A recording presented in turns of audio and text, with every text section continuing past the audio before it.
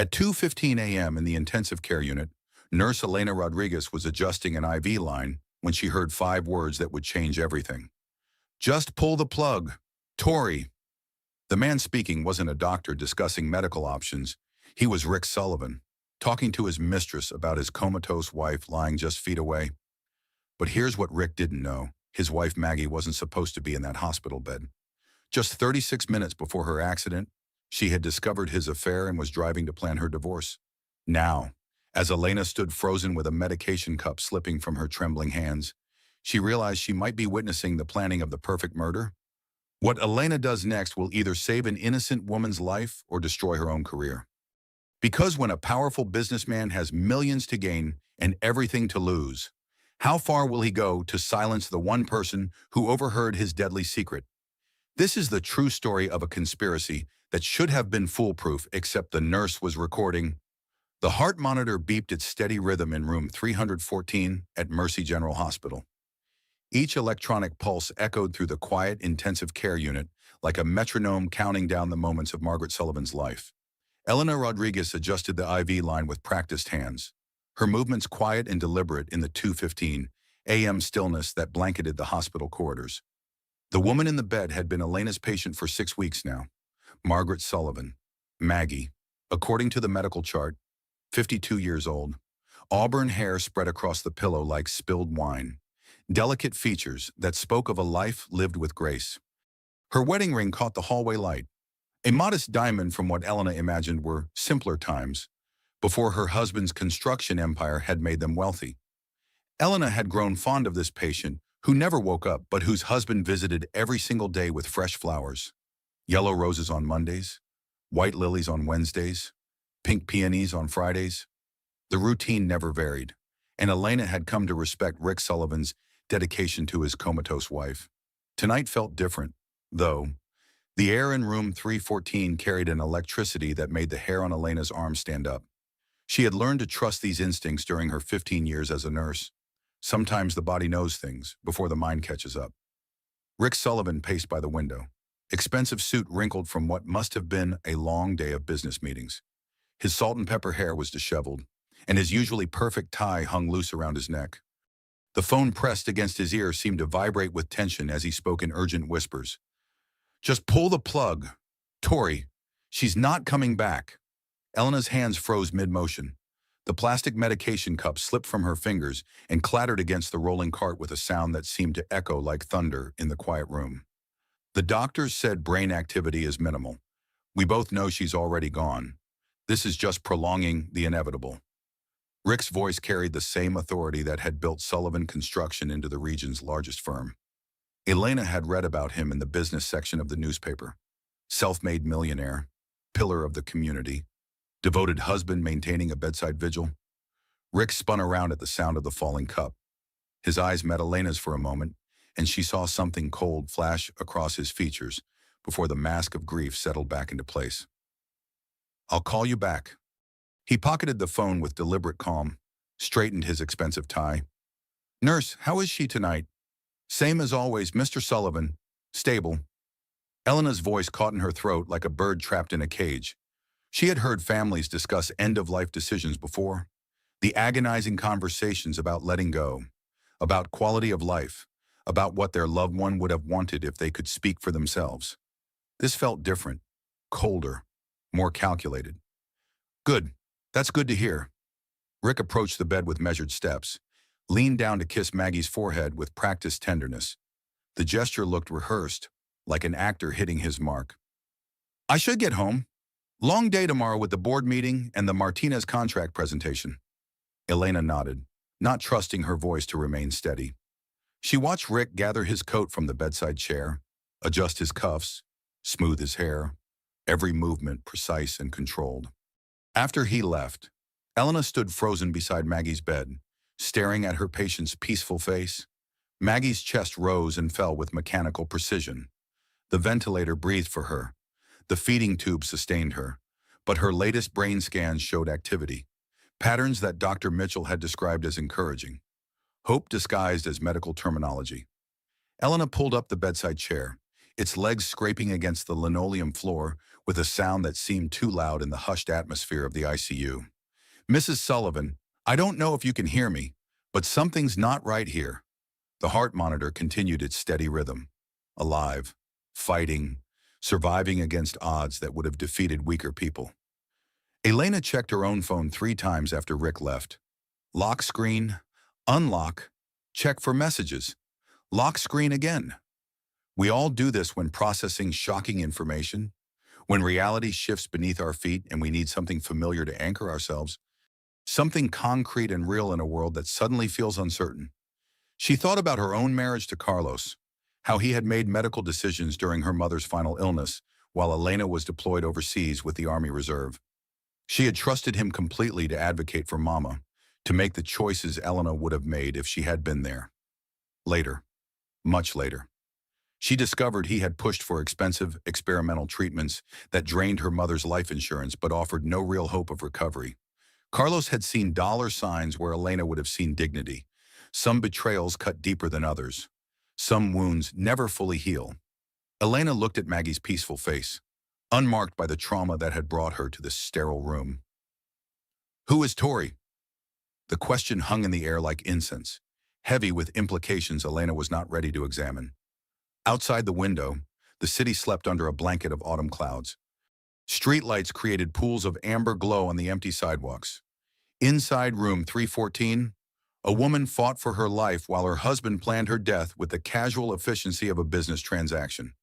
Elena Rodriguez had been a nurse long enough to witness the full spectrum of human behavior during medical crises. She had seen families torn apart by disagreements over treatment. She had watched grief transform loving relatives into bitter adversaries, fighting over inheritance and medical decisions. She had witnessed the ugly side of human nature when death and money intersected. But she had never heard a spouse discuss their partner's death like a quarterly earnings report. "Just pull the plug. Tori." The words echoed in her mind with the persistence of a song stuck on repeat. Not "if there's no hope for recovery," or "if the doctors think it's time." Just pull the plug. Like unplugging a television. Like ending an inconvenience that had outlived its usefulness. Elena stood, smoothing her purple scrubs with hands that trembled slightly. Her shift ended in 5 hours, but she knew sleep would be elusive tonight. The comfortable routine of her job had been shattered by 60 seconds of overheard conversation. She walked to the window where Rick had been standing, looking out at the parking garage where his black Mercedes was probably parked in the executive spaces. The view from this angle showed the hospital's memorial garden, where families often went to process grief and make impossible decisions. Elena wondered if Rick had ever sat on those benches, genuinely mourning his wife's condition. Somehow, she doubted it. Elena returned to Maggie's bedside, checking the monitors one final time. Blood pressure stable, heart rate steady, oxygen saturation normal. All the mechanical measurements of life continuing against tremendous odds. "Mrs. Sullivan, I promise you this. Whatever's happening here, whatever your husband is planning, I won't let him hurt you." The words came out stronger than Elena felt, but speaking them aloud made them feel like a sacred vow. Elena had always believed that being a nurse meant being an advocate for those who could not advocate for themselves. Tonight, that belief was about to be tested in ways she could never have imagined. Something was very wrong in room 314. Elena Rodriguez was the only witness to Rick Sullivan's true intentions, and Elena Rodriguez was not going to stay silent. The heart monitor beeped its relentless rhythm, counting out the moments of a life hanging in the balance.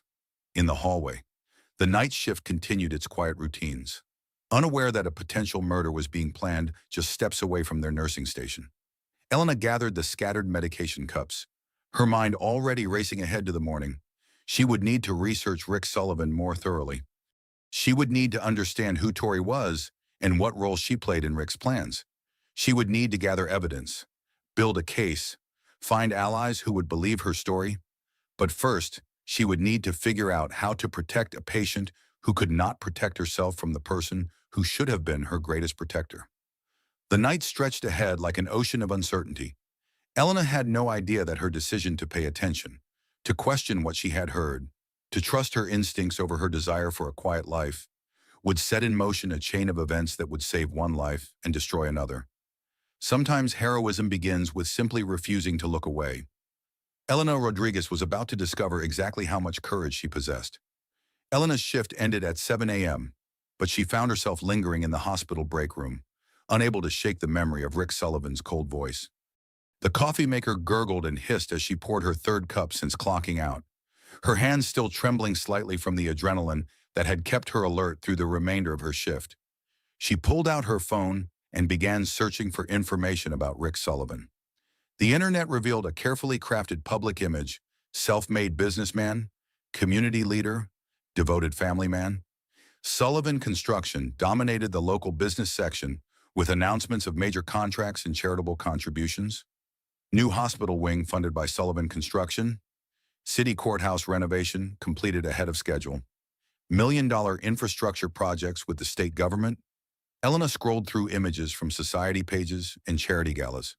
Rick and Maggie smiled at cameras, his arm possessively around her waist in photo after photo. Maggie consistently wore simple, elegant clothing that spoke of understated wealth. Black cocktail dresses, pearl necklaces, classic pumps. She looked like a woman who had grown comfortable with prosperity but had not forgotten her roots. Her biography in the charity program mentioned interior design work for several of Rick's commercial projects. Elena found photographs of office buildings and hotels with Maggie's signature aesthetic clean lines, natural materials, spaces that felt both professional and welcoming. She had talent. She had her own identity beyond being Rick Sullivan's wife. "They looked happy," whispered Janet, the day shift nurse, peering over Elena's shoulder as she passed through the break room. Janet had worked at Mercy General for 23 years and had seen every possible variation of family dynamics during medical crises. Before the accident, I mean, what do you know about that night? Elena asked, closing her phone and giving Janet her full attention. Maggie was driving home from her book club meeting, rainy Tuesday evening in March. You know how treacherous those roads get when they're wet. Janet poured herself coffee and settled into the plastic chair beside Elena.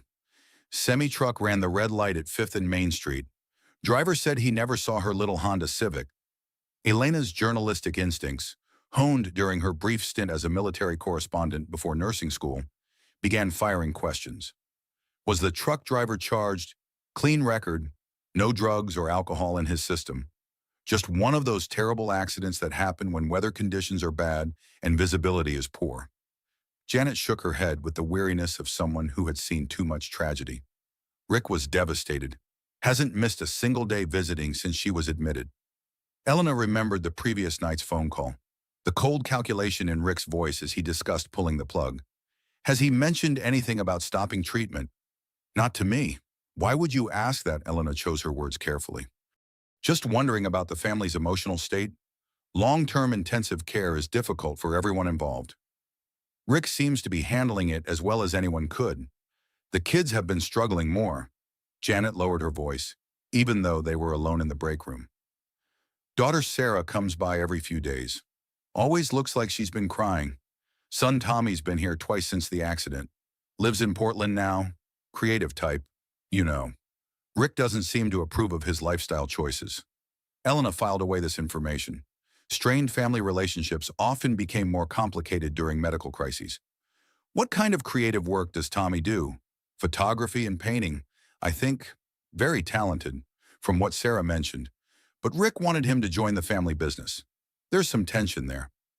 After Janet left to begin her rounds, Elena spent her lunch break researching medical ethics protocols and family decision-making processes. Hospitals required consensus among immediate family members for major treatment decisions. Court involvement became necessary when families disagreed or when there were questions about the patient's wishes. She printed articles about suspicious insurance claims and cases where spouses had accelerated their partner's death for financial gain. The tactics were disturbingly similar across different cases: isolate the patient from outside support, control the medical narrative, present themselves as devoted caregivers while subtly undermining recovery efforts. Elena thought about her ex-husband Carlos and the decisions he had made during her mother's final illness. She had been deployed to Afghanistan, trusting Carlos to advocate for Mama's best interests. The experimental treatments he had chosen were expensive and offered little hope, but they kept Mama alive long enough to drain her modest savings and life insurance policy. The difference was that Carlos had been greedy and opportunistic. Rick Sullivan seemed calculating and patient, more dangerous. Elena sat in her Honda Civic in the hospital parking lot after her research session, unable to turn the key in the ignition. We have all experienced moments when reality shifts beneath us, and we need time to process the new landscape. When the world we thought we knew reveals ugly truths hiding beneath polite surfaces. Her phone rang, startling her from her contemplation.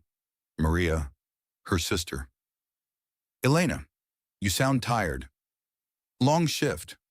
Elena stared at the hospital entrance where Rick would probably appear soon for his daily visit with fresh flowers and practiced grief. Maria, if something happened to me, if I was in a coma or unable to speak for myself, you would fight for me, right? Elena, what kind of question is that? Of course I would fight for you. I would never give up hope. Why are you asking me this? Elena watched a black Mercedes pull into the executive parking section. Rick Sullivan emerged carrying yellow roses. Right on schedule. Just promise me, no matter what anyone said, no matter how long it took or how hopeless things seemed, you would fight. I promise. But Elena, you're scaring me. What's going on? Is everything okay at work? Nothing's going on. I just needed to hear you say it. That evening, Elena settled into her apartment with a cup of tea and her laptop, determined to learn everything she could about Rick Sullivan's family dynamics. Sarah Sullivan, 26 years old, worked for a downtown marketing firm called Creative Solutions. Her LinkedIn profile showed a young professional climbing the corporate ladder with impressive determination. Bachelor's degree in communications, internships at prestigious agencies, steady promotions over the past 4 years. Sarah's Instagram account painted a more personal picture. Photos at Sullivan construction events, always standing close to her father with obvious pride and affection. Father-daughter dinners at expensive restaurants. Graduation pictures with Rick beaming beside her in his perfectly tailored suit. Here was the daddy's girl, the child who had followed the expected path and earned paternal approval. Tommy Sullivan's social media presence told a completely different story. 24 years old, living in Portland's artistic district. His posts were sparse but revealing photographs of urban decay transformed into beauty. Paintings that captured emotion in abstract swirls of color. Quotes from poets and philosophers. His bio read simply, "Finding beauty in broken things." Elena stared at that phrase for a long time. Finding beauty in broken things. Like his mother, lying broken and unconscious in a hospital bed while her husband planned her death with casual efficiency. Elena made herself another cup of tea and continued her investigation. Public records showed that Rick and Maggie had been married for 28 years. They had purchased their current home in the hills 15 years ago, when Sullivan Construction's success had reached the level where luxury became possible. Building permits revealed extensive renovations over the years: a swimming pool, a 3-car garage, a home office wing. The property was worth nearly $2 million now, according to recent tax assessments. Financial records that Elena could access through public databases showed a company in excellent health. Sullivan Construction had weathered the economic downturns better than most, diversifying into government contracts and commercial development. Rick's personal wealth was estimated in the tens of millions. Everything looked perfect on paper. The successful businessman, the devoted wife, the accomplished children, the beautiful home. But Elena had learned to distrust perfect surfaces during her nursing career. Underneath pristine facades, corruption often festered like an untreated infection. She bookmarked articles about medical fraud, spousal murder disguised as mercy killing, and insurance schemes that turned family tragedies into financial opportunities. The patterns were always similar across different cases: control the narrative, isolate the victim, appear to be the devoted caregiver while systematically undermining any chance of recovery. Elena thought about Maggie's most recent brain scans, which Dr. Mitchell had discussed during the previous week's medical team meeting. Subtle but measurable increases in neural activity, response patterns that suggested consciousness might be closer than anyone had dared to hope. The kind of medical progress that would be inconvenient for someone planning a murder disguised as mercy. "I'm not being paranoid," Elena whispered to her empty apartment. "Something's wrong here. I can feel it in my bones." Her nursing instincts had been honed by 15 years of patient care and had never failed her when it mattered. They were screaming now with an urgency that made her hands shake as she reached for her teacup. Elena opened a new browser tab and began researching small recording devices. If Rick Sullivan was planning to kill his wife, Elena was going to stop him. But first, she needed evidence that would convince others of what she already knew in her heart. The coffee grew cold as Elena dove deeper into the digital trail of Rick Sullivan's life. Credit card records that were publicly available showed regular charges at expensive restaurants, luxury hotels, and high-end retail stores, travel expenses that seemed excessive for business purposes, a pattern of spending that suggested someone living a double life. Elena cross-referenced these expenses with Sullivan Construction's business calendar, looking for discrepancies. Several hotel charges occurred on dates when Rick claimed to be attending construction industry conferences, but the hotels were in cities where no major industry events were scheduled. She made notes in a composition notebook, creating timelines and connecting dots that painted a picture of deception stretching back at least 18 months. Long before Maggie's accident, Rick Sullivan had been living a lie. Elena's phone buzzed with a text message from her supervisor. "Elena, I've scheduled you for extra shifts this week. We're short-staffed in ICU. Hope you don't mind." Elena smiled grimly. More time in the hospital meant more opportunities to observe Rick Sullivan's behavior and gather evidence. She typed back, "No problem. Happy to help." By midnight, Elena had filled 12 pages with notes about Rick Sullivan's suspicious activities, financial irregularities, timeline discrepancies, behavioral patterns that suggested elaborate deception, but she still didn't know who Tori was or what role she played in Rick's plans for his wife. Elena closed her laptop and prepared for bed. Knowing that sleep would be difficult, her mind raced with possibilities and plans, strategies for gathering more evidence without alerting Rick to her suspicions. Tomorrow, she would begin phase 2 of her investigation. She would find out who Tori was and exactly what Rick Sullivan was planning for his inconvenient wife. Elena Rodriguez was about to discover that some secrets are worth killing to protect, and some people are willing to die to expose them. Elena arrived at Mercy General 45 minutes early for her next shift. Her determination sharpened by a restless night of planning and preparation. She had barely slept, her mind churning with questions and possibilities that demanded answers. The morning air was crisp with the promise of autumn, and the hospital parking lot was nearly empty except for the night shift vehicles and a few early arriving physicians. She made her way directly to the medical records department, using her authorized access to pull Maggie Sullivan's complete file from the computer system. The accident report was thorough and professionally documented motor vehicle collision at the intersection of 5th and Main Streets, March 15th at 10:23 p.m. Weather conditions, heavy rain, poor visibility. Maggie's Honda Civic had been T-boned by a commercial semi-truck whose driver claimed he never saw the smaller vehicle in the intersection. But it was the emergency contact information that caught Elena's attention. Rick Sullivan was listed as primary contact, as expected. But there was a second name that Elena had missed during her previous cursory reviews, Grace Campbell Morrison, best friend and business partner, listed as secondary emergency contact with explicit instructions to be notified of any major changes in Maggie's condition. Elena memorized Grace's phone number and office address. Campbell Morrison Interiors was located in the Arts District downtown, about 15 minutes from the hospital. During her lunch break, Elena called the number, her heart hammering as she waited for someone to answer. "Campbell Morrison Interiors, this is Grace speaking." The voice was professional but warm, with the slight rasp of someone who had probably smoked in her younger years. Elena took a deep breath and committed herself to a path that might change everything. "Hello, my name is Elena Rodriguez. I'm a nurse at Mercy General Hospital. I'm calling about Maggie Sullivan."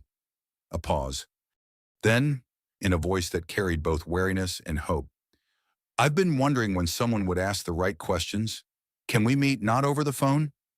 They agreed to meet at Rosie's Diner on Elm Street, a small family-owned restaurant that had been serving comfort food to the community for 3 generations. Elena chose a corner booth that offered privacy and a clear view of the entrance.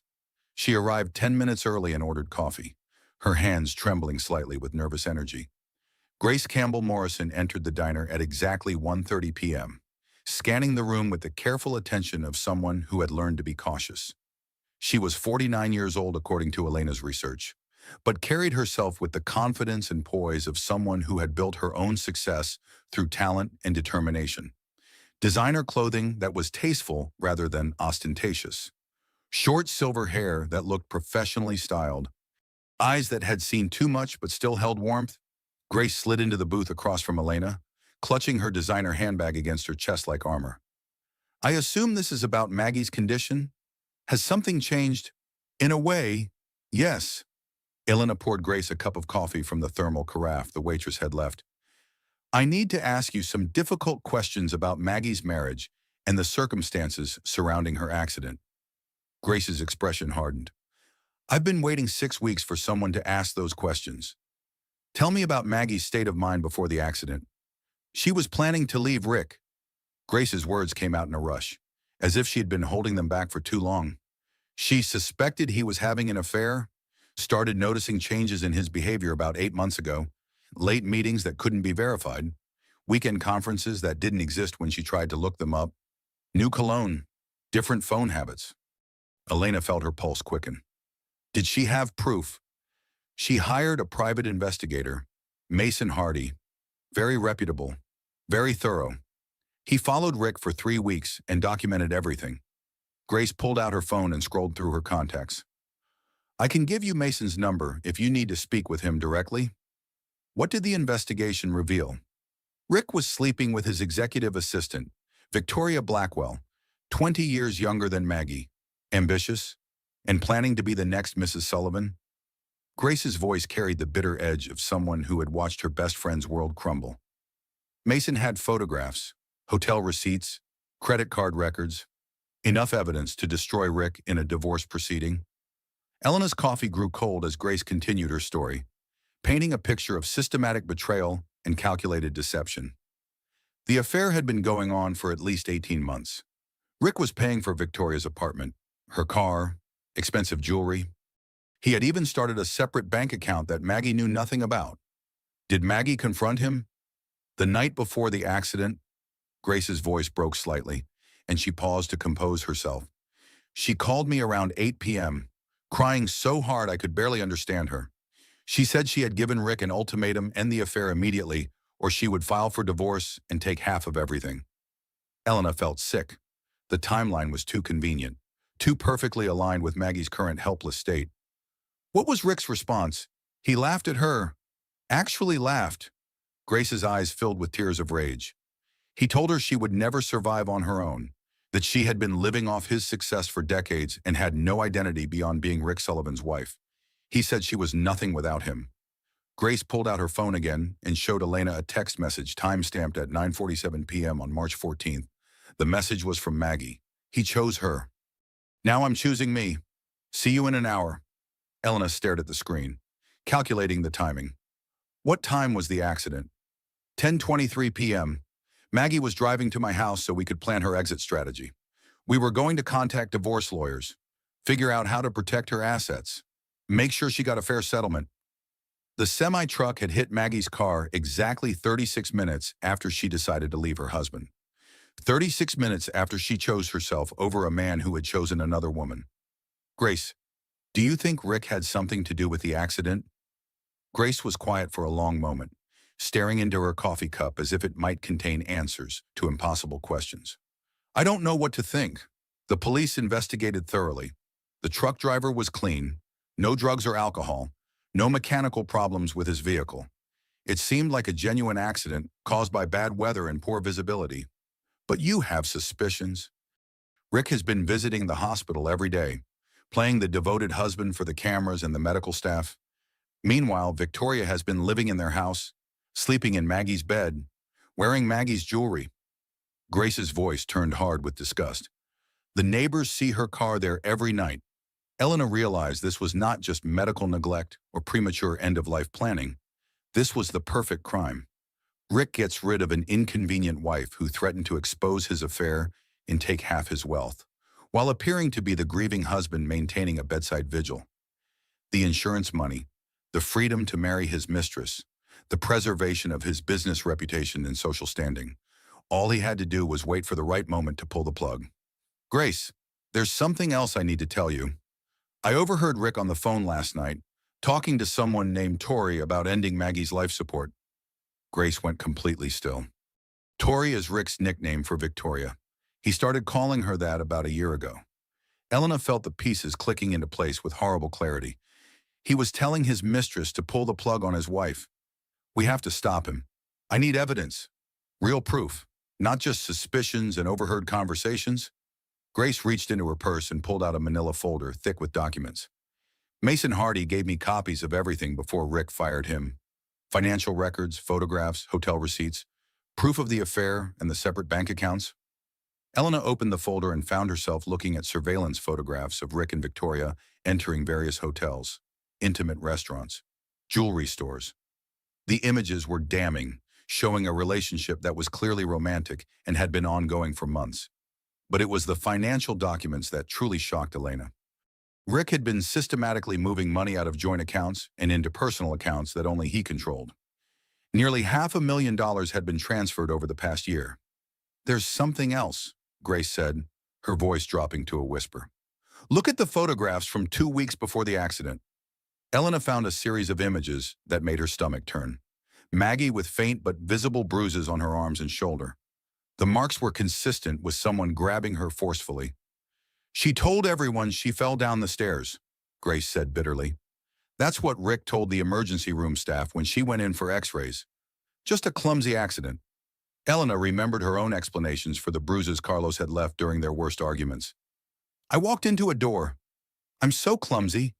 You know how accident-prone I am. The lies we tell to protect people who don't deserve our protection. Grace, there's one more thing you need to know. Maggie changed her will the day before the accident. Grace looked stunned.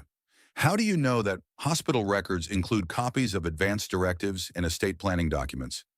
Maggie updated everything on March 14th. She left the house and most of her assets to Sarah and Tommy, plus a substantial donation to the women's shelter where she volunteered. Rick inherits almost nothing. Does he know? I don't think so. The will was filed with her attorney but wouldn't become relevant unless she died. Rick probably assumes the old will is still in effect. Grace was quiet for several minutes, processing this information. If Rick kills Maggie thinking he'll inherit everything, he's going to be very surprised. Unless he finds out about the new will first, then he becomes even more desperate and dangerous. Elena looked across the diner booth at this woman who had been Maggie's closest friend and business partner. Grace had the successful career, the financial independence, the strength that Maggie had been seeking when she decided to leave Rick.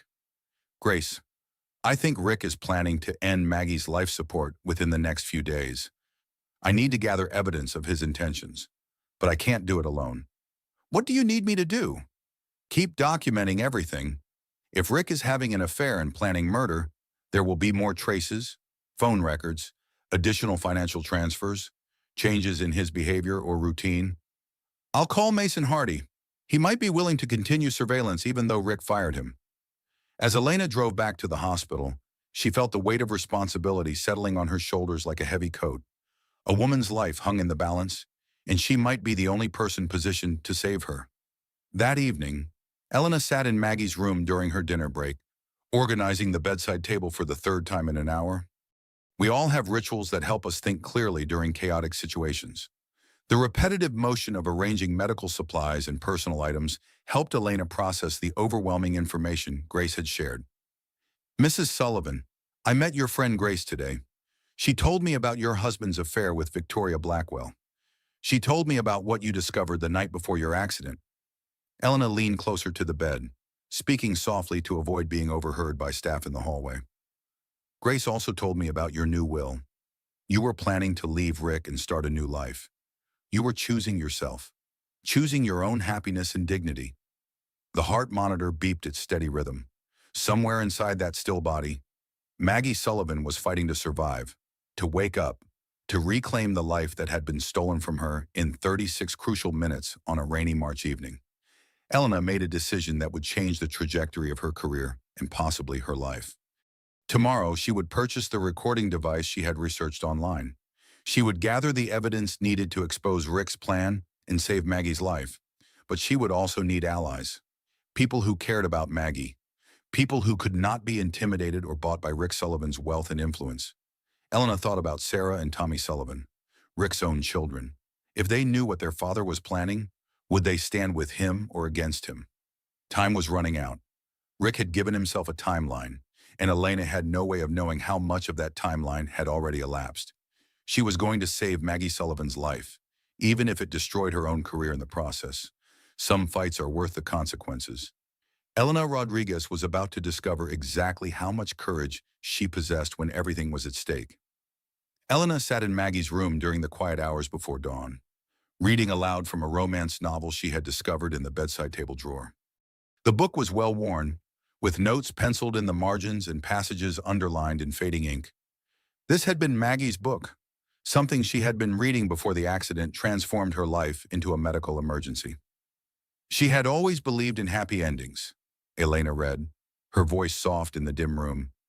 Even when the world tried to convince her otherwise, even when love seemed impossible and hope felt foolish, she held on to the belief that good people deserve good things. The ritual of reading steadied Elena's nerves before what came next, the familiar rhythm of storytelling, the peaceful expression on Maggie's face, the sense that somewhere inside her unconscious patient, a woman was still fighting to return to the world she had been forced to leave. After her shift ended, Elena drove to the electronics store in the shopping center near her apartment. Best Buy was just opening for the day, and the teenage employee behind the customer service counter looked like he would rather be anywhere else on earth. "I need a small digital recording device," Elena told him, trying to keep her voice casual. "Something portable and discreet." "What kind of recording music lectures interviews?" "Lectures," Elena lied, hating the deception but knowing it was necessary for Maggie's survival.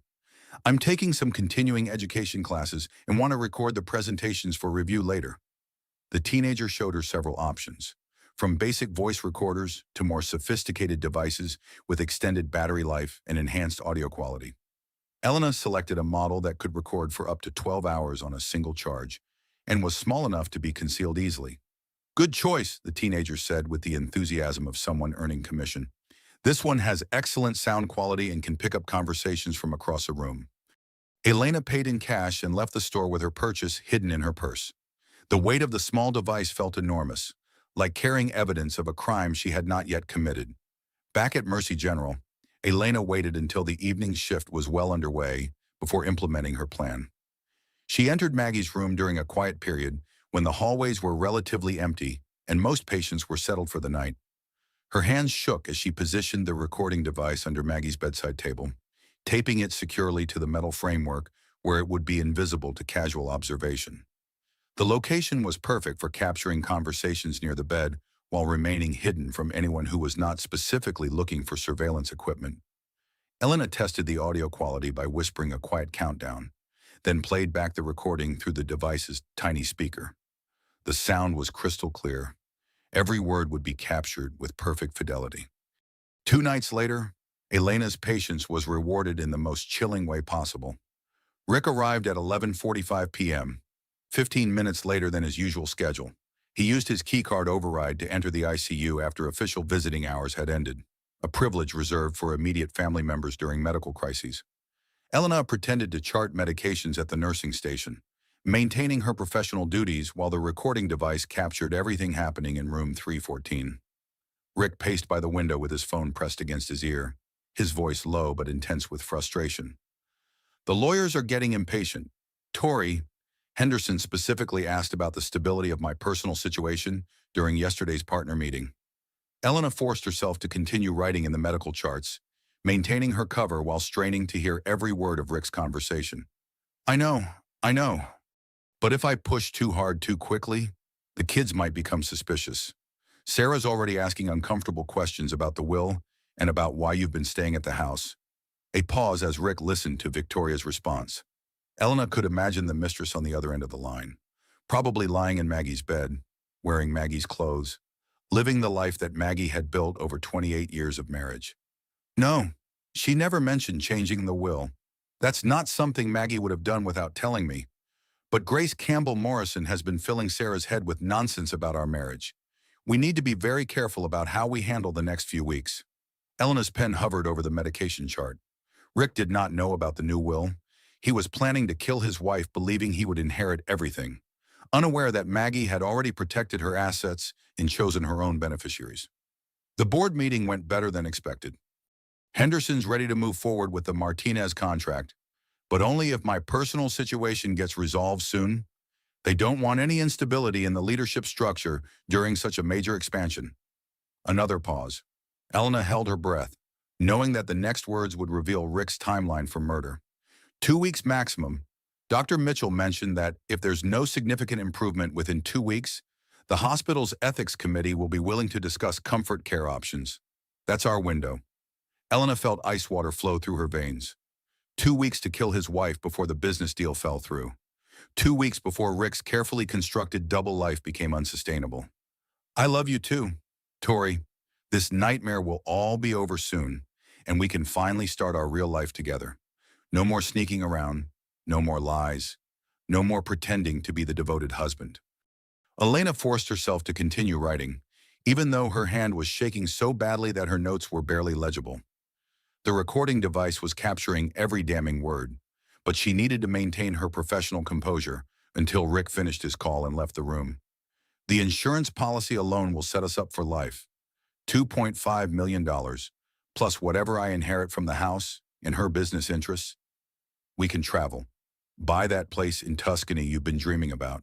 Maybe start our own construction company without any partners to answer to. After Rick ended his call and left the hospital, Elena retrieved the recording device with hands that trembled like autumn leaves. The audio file was clear and complete. Rick Sullivan had just confessed to planning his wife's murder for money and freedom. Elena drove to the same empty parking lot where she had processed her initial shock after overhearing Rick's first suspicious phone call. She sat there for 20 minutes with the engine running, trying to decide what to do with evidence that could destroy a powerful man's life while saving an innocent woman's. Sometimes the biggest decisions require the quietest moments, the space to think without distractions, without pressure, without the weight of other people's expectations and fears. Elena thought about her mama and the experimental treatments that Carlos had convinced the doctors to pursue, expensive procedures that offered false hope while draining her mother's life savings. The difference was that Carlos had been greedy and short-sighted. Rick Sullivan was calculating, patient, and methodical. He was planning the perfect murder disguised as a compassionate medical decision. He's not grieving, Elena whispered to her empty car. He's not making difficult decisions about end-of-life care. He's planning to commit murder for money and love. The recording proved that Rick saw his wife's death as a business opportunity with a specific deadline, a problem to be solved within a 2-week time frame, an obstacle to his happiness with Victoria and his success in the construction industry. Elena had evidence that could save Maggie's life, but using it meant going up against a man who had the wealth and connections to destroy her career and possibly her personal safety. She thought about Maggie's text message to Grace. He chose her. Now I'm choosing me. Maggie had found the courage to choose herself when she discovered her husband's betrayal. Now Elena had to find the courage to choose justice over personal security. Elena made copies of the recording using her laptop and stored them in multiple secure locations. Her apartment safe, a flash drive in her car's glove compartment, a cloud storage account with encrypted access. If something happened to her, the evidence would still exist. She was going to need allies in the fight against Rick Sullivan, people who cared about Maggie's survival and could not be intimidated or bought. Elena thought about Sarah and Tommy Sullivan, Rick's own children, who had no idea that their father was planning to murder their mother for insurance money and romantic freedom. If Elena could reach the children before Rick poisoned them against her, she might have a chance to save Maggie's life. Time was running out. Rick had given himself a 2-week deadline to end his wife's life and claim his inheritance. Elena Rodriguez was not going to let him succeed. But first, she needed to contact the people who loved Maggie most, the children who would be devastated to lose their mother and horrified to learn that their father was planning to kill her. The heart monitor in room 314 beeped its steady rhythm throughout the night. Maggie Sullivan continued fighting for her life, unaware that her survival now depended on the courage of a nurse she had never met and the love of children who did not yet know they were in a race against time. Elena Rodriguez was about to discover whether love and justice could triumph over wealth and calculation. The recording device had captured the truth. Now Elena had to find the strength to use it. Elena spent her lunch break the following day researching Rick Sullivan's children with the thoroughness of an investigative journalist. She had learned during her military service that information was the most powerful weapon in any conflict, and she was now engaged in a war to save Maggie Sullivan's life. Sarah Beth Sullivan, 26 years old, worked as a marketing coordinator for Creative Solutions, a mid-sized advertising agency located in the downtown business district. Her LinkedIn profile revealed an impressive trajectory, graduated magna cum laude from the State University with a degree in communications, completed internships at two prestigious marketing firms during college, and had been promoted 3 times in 4 years at her current position. But it was Sarah's Instagram account that painted the more personal picture Elena needed to understand. Hundreds of photos documented a close relationship with her father Sullivan Construction Company picnics, where Sarah stood proudly beside Rick as he gave speeches to employees. Father-daughter dinners at expensive restaurants where they toasted business successes. Graduation photos where Rick beamed with obvious pride as Sarah received academic honors. This was the daddy's girl, the child who had followed the expected path and earned paternal approval through achievement and loyalty. Sarah would be the more difficult of the two children to turn against Rick, because her identity was so closely tied to being his successful daughter. Tommy Sullivan's online presence told a completely different story. 24 years old, living in Portland's Pearl District among other artists and creative professionals. His Instagram posts were sparse but revealing photographs of urban decay transformed into haunting beauty, abstract paintings that captured raw emotion in swirls of color and texture, quotes from poets and philosophers about finding truth in broken places. His bio read simply, "Finding beauty in broken things." Elena stared at that phrase for several minutes, feeling its relevance to their current situation. Tommy was an artist who specialized in transformation, in seeing potential where others saw only damage, like his mother, lying broken and unconscious in a hospital bed while her husband planned her death. Elena made a decision that could destroy her nursing career and possibly put her in legal jeopardy. She created an anonymous email account using a public computer at the library and sent Sarah a carefully worded message. "Your father isn't who you think he is. Ask him about Victoria Blackwell. Ask him what he plans to do about your mother's medical care. Some questions need answers before it's too late." 3 days later, Elena's strategy bore fruit in the most dramatic way possible. Sarah stormed into the intensive care unit during the early evening visiting hours, her professional composure completely shattered. Elena heard her voice carrying through the unit before she actually saw her, the anger and betrayal unmistakable even from a distance. "Dad, who the hell is Victoria Blackwell?" Elena immediately positioned herself near the supply closets adjacent to room 314, pretending to inventory medical equipment while straining to hear every word of the confrontation. "Sarah, please lower your voice. This isn't the appropriate place for family discussions." "Then where is the appropriate place, Dad? Because every time I try to talk to you at home, she's there. Your so-called assistant is answering our front door at 9 o'clock at night, making coffee in Mom's kitchen, sleeping in your bedroom." Elena could hear the pain beneath Sarah's anger. This young woman was watching her family disintegrate in real time, discovering that the father she had idolized was capable of betrayals she could never have imagined. "Sarah, I understand you're upset, but it's not what you think. Really, because I drove by the house last night after working late. Her car was parked in the driveway. Again, while Mom is lying here fighting for her life, you're playing house with some woman who's young enough to be my sister." Elena heard chair legs scraping against linoleum flooring, followed by the sound of footsteps as Rick apparently stood up to face his daughter's accusations. "Your mother and I were having serious problems before the accident. Our marriage had been struggling for years. Victoria has been providing emotional support during this incredibly difficult time." "Emotional support, is that what you call it?" Sarah's voice rose another octave. "By moving into our family home, by wearing Mom's jewelry, I saw her last week at the country club. Dad, she was wearing Mom's diamond bracelet, the one Grandma gave Mom for their 10th anniversary." The argument escalated rapidly, drawing stares from other families in the ICU.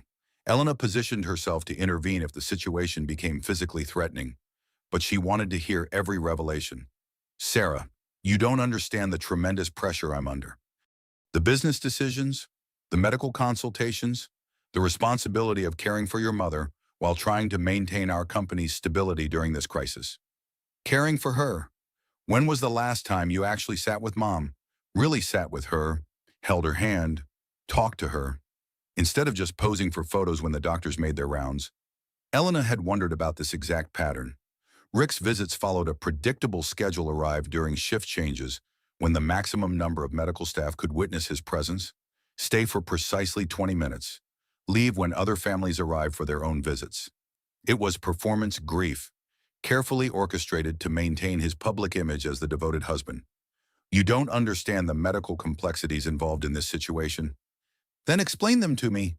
Explain why you haven't been fighting for every possible treatment option. Explain why you keep asking the doctors about ending life support when mom's condition has been stable for weeks. Sarah's voice broke with the weight of her fears. I'm terrified that mom is going to die, and you've already moved on. You've already replaced her with someone younger and prettier, and now you're just waiting for mom to die so you can make it official. Elena felt her heart crack for this young woman who was discovering the worst possible truth about her father at the worst possible time. Sarah was not just losing her mother to a medical crisis. She was losing her faith in the parent she had trusted most. Tommy arrived at the hospital 2 hours later, having driven straight from Portland after receiving Sarah's frantic phone call. Elena watched through the glass walls of the family conference room as the siblings huddled together, their whispered conversation intense and desperate. Elena organized her medical supply cart for the third time in an hour, using the repetitive action to steady her nerves while processing the family drama unfolding nearby. We all have rituals that help us think clearly during chaotic situations. The familiar motions of sorting and arranging gave Elena something to focus on while her mind raced with possibilities and plans. That evening, as Elena completed her medication rounds, Tommy approached the nursing station. He was taller than she had expected from his social media photos. With his mother's green eyes and gentle demeanor, paint stains were visible under his fingernails, and his clothes carried the casual, artistic style of someone who prioritized creativity over conventional success. Excuse me, you're Elena. Right. The nurse who's been taking primary care of our mother. Yes, that's correct. How are you and your sister holding up during this difficult time? Tommy glanced toward his mother's room, where Sarah was sitting beside the bed holding Maggie's hand. Not very well, to be honest. Can I ask you something? Off the record? Elena's pulse quickened. This was the opening she had been hoping for and dreading in equal measure. What would you like to know? Has my father said anything specific about ending our mother's treatment, about making decisions that would... Tommy struggled to find the right words. That would let her die. The moment of truth had arrived. Elena looked at this young man, Maggie's son, with his artistic sensitivity and intuitive understanding that something was terribly wrong. She made a choice that would irrevocably change the trajectory of all their lives. Maybe we should discuss this privately. Elena led Tommy to the family meditation room, a quiet space away from the constant beeping of monitors and the bustle of medical equipment. She closed the door, creating a sanctuary for the conversation that would either save Maggie's life or destroy Elena's career. Your father has mentioned comfort care options, Elena began carefully, choosing each word with deliberate precision. It's not unusual when families are facing long-term medical situations with uncertain outcomes. Tommy ran his hands through his dark hair, an unconscious gesture that reminded Elena powerfully of Maggie's gentle mannerisms. Sarah thinks I'm being paranoid, but something has felt wrong since before the accident. Dad has been different, distant, like he was already grieving before there was actually anything to grieve about. Elena felt her investigative instincts sharpening. What do you mean by different? Emotionally absent, going through the motions of being a concerned husband, but without any genuine feeling behind it. Tommy's voice dropped to barely above a whisper. I'm an artist. I make my living by observing human emotion and translating it into visual form. Dad's grief doesn't look real to me. What do you remember about the night your mother was injured? I was in Portland, working on a gallery installation. Dad called me at exactly midnight, said there had been a terrible accident and that I needed to come home immediately. But when I talked to Mom's friend Grace a few days later, she said Mom had been upset about something that night. Family problems. Elena chose her next words very carefully. Grace mentioned that your parents were having some difficulties in their marriage. More than difficulties. Tommy's voice turned hard with anger. Mom called me about 2 weeks before the accident. She was crying so hard I could barely understand what she was saying. She told me she had discovered something about Dad, something that changed everything about their relationship. Elena's pulse quickened. Did she tell you what she had discovered? An affair? With his executive assistant? Mom said she was planning to leave him, that she couldn't continue living with someone who had betrayed their marriage so completely. Tommy looked directly at Elena with eyes that were identical to his mother's. She was driving to Grace's house the night she was hurt. They were going to plan her divorce strategy. The timeline aligned with devastating precision. Maggie had discovered Rick's affair, confronted him with an ultimatum, decided to leave him, and been critically injured 36 minutes into her journey toward independence and dignity. Tommy, what I'm about to tell you could get me fired from my job and possibly prosecuted for violating patient confidentiality. But your mother deserves someone fighting for her life. Elena pulled out her phone and played the recording of Rick's conversation with Victoria. She watched Tommy's face transform from confusion to horror to rage as he listened to his father discussing his mother's death like a business transaction. That bastard! Tommy stood abruptly, pacing the small meditation room like a caged animal. He's not just planning to let her die, he's planning to murder her. Not directly, but the effect would be the same. Withdrawing life support from a patient who might recover is essentially condemning them to death. What evidence do we have that Mom might actually recover? Elena felt a surge of hope. Tommy was thinking strategically, like someone prepared to fight for his mother's life. Your mother's most recent brain scans show measurable improvement. Dr. Mitchell mentioned last week that her neural activity patterns suggest consciousness might be closer than anyone initially believed. So Dad isn't just making a difficult decision about end-of-life care.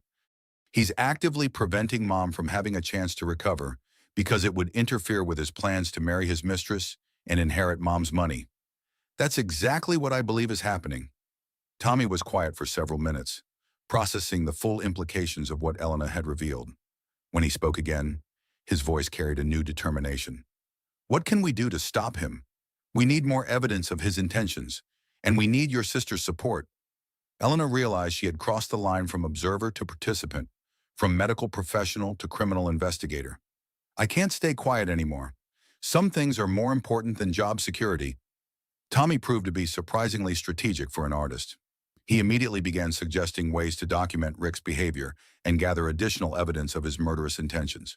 Sarah won't want to believe this at first, he warned Elena. Dad has been her hero since childhood.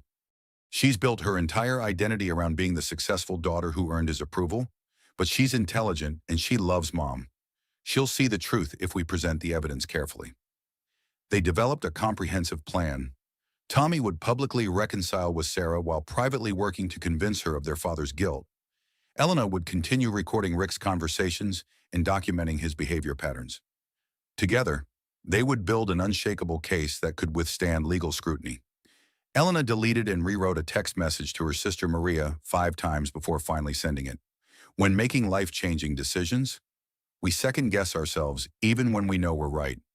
We want to be absolutely certain before we leap into unknown territory where the consequences might be irreversible. I'm doing something that might get me fired, she finally typed, but it's the right thing to do, and someone's life depends on it. I love you. The next morning, Sarah approached Elena during the shift change with obvious reluctance. Her professional composure was cracking around the edges, revealing the frightened daughter beneath a successful marketing executive. Tommy told me about your conversation last night. He says you think our father is planning to harm our mother. Elena chose her words with extreme care. I think your mother deserves every possible chance to recover from her injuries. And I think some people might benefit more from her death than from her survival. Sarah's carefully constructed mask fell away completely. There's something I haven't told Tommy yet. Victoria has been planning a spring wedding. I found the venue contract in Dad's home office when I was looking for Mom's insurance information. The date is exactly 3 months from the anniversary of Mom's accident. The timeline made perfect sense with chilling precision. Grieving widower remarries after an appropriate mourning period. Rick gets his young wife. Victoria gets access to his wealth. And Maggie's inconvenient recovery becomes an impossibility. There's more, Sarah continued, her voice trembling with suppressed emotion. I've been going through Dad's credit card statements and bank records. Expensive jewelry purchases, luxury hotel stays, vacation rentals in places Mom has never been. All starting about 18 months ago. Elena felt their case strengthening with each new piece of evidence. Will you help us build a complete picture of your father's deception? Sarah nodded, tears streaming down her cheeks. What do you need me to do? Document everything you can find about your father's financial activities and his relationship with Victoria. We need to establish a timeline that shows premeditation and planning. I work in marketing and research. I know how to investigate people and build compelling narratives with supporting evidence. Elena looked at these two young adults who were about to go to war against their own father to save their mother's life. The daddy's girl and the artistic son, united by love for Maggie and horror at Rick's betrayal. The alliance was formed, but Elena knew they were going up against a powerful man with everything to lose, a man who had the wealth and connections to destroy their reputations and possibly their lives. What would Rick Sullivan do when he realized his own children were working against him? Elena was about to find out, and she suspected the answer would be more dangerous than any of them were prepared to handle. Elena led Tommy through the quiet corridors of the hospital to the family meditation room, a small space designed to provide privacy and peace for families facing medical crises. The room was simply furnished with comfortable chairs, soft lighting, and a small table that held tissues and inspirational books. Elena closed the door firmly, creating a sanctuary for the conversation that would determine Maggie Sullivan's fate. Your father has mentioned comfort care options on several occasions, Elena began, settling into one of the chairs and gesturing for Tommy to do the same. It's not unusual when families are facing long-term medical situations with uncertain prognoses. Tommy sat down heavily, running his hands through his dark hair in a gesture that reminded Elena powerfully of his mother. His hands were artist's hands, long-fingered and expressive, with paint stains under his nails from whatever project he had been working on before rushing to Portland. Sarah thinks I'm being paranoid, but something has felt fundamentally wrong since before Mom's accident, Tommy said, his voice carrying the weight of months of suppressed suspicions. Dad has been different, emotionally distant, going through all the motions of being a concerned husband, but without any genuine feeling behind the performance. Elena leaned forward slightly, encouraging him to continue. Can you be more specific about what you observed? I'm an artist, Elena. I make my living by studying human emotion and translating it into visual form. I've spent years learning to read facial expressions, body language, the subtle tells that reveal what people are really thinking and feeling. Tommy's green eyes, so similar to his mother's, grew intense with conviction. Dad's grief doesn't look authentic to me. It looks rehearsed. What do you remember about the night your mother was injured? I was in Portland, working on an installation piece for a gallery showing. Dad called me at exactly 12:07 a.m. I remember the precise time because I was still in my studio and had been checking the clock, debating whether to work through the night or go home to sleep.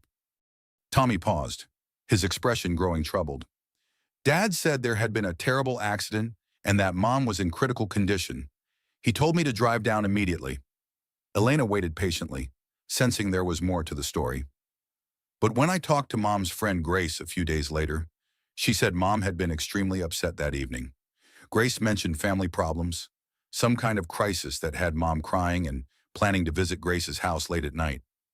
Grace told me about your parents' marital difficulties. It was more than difficulties, Tommy said, his voice hardening with anger. Mom called me exactly 2 weeks before the accident. She was crying so hard I could barely understand what she was saying through the phone.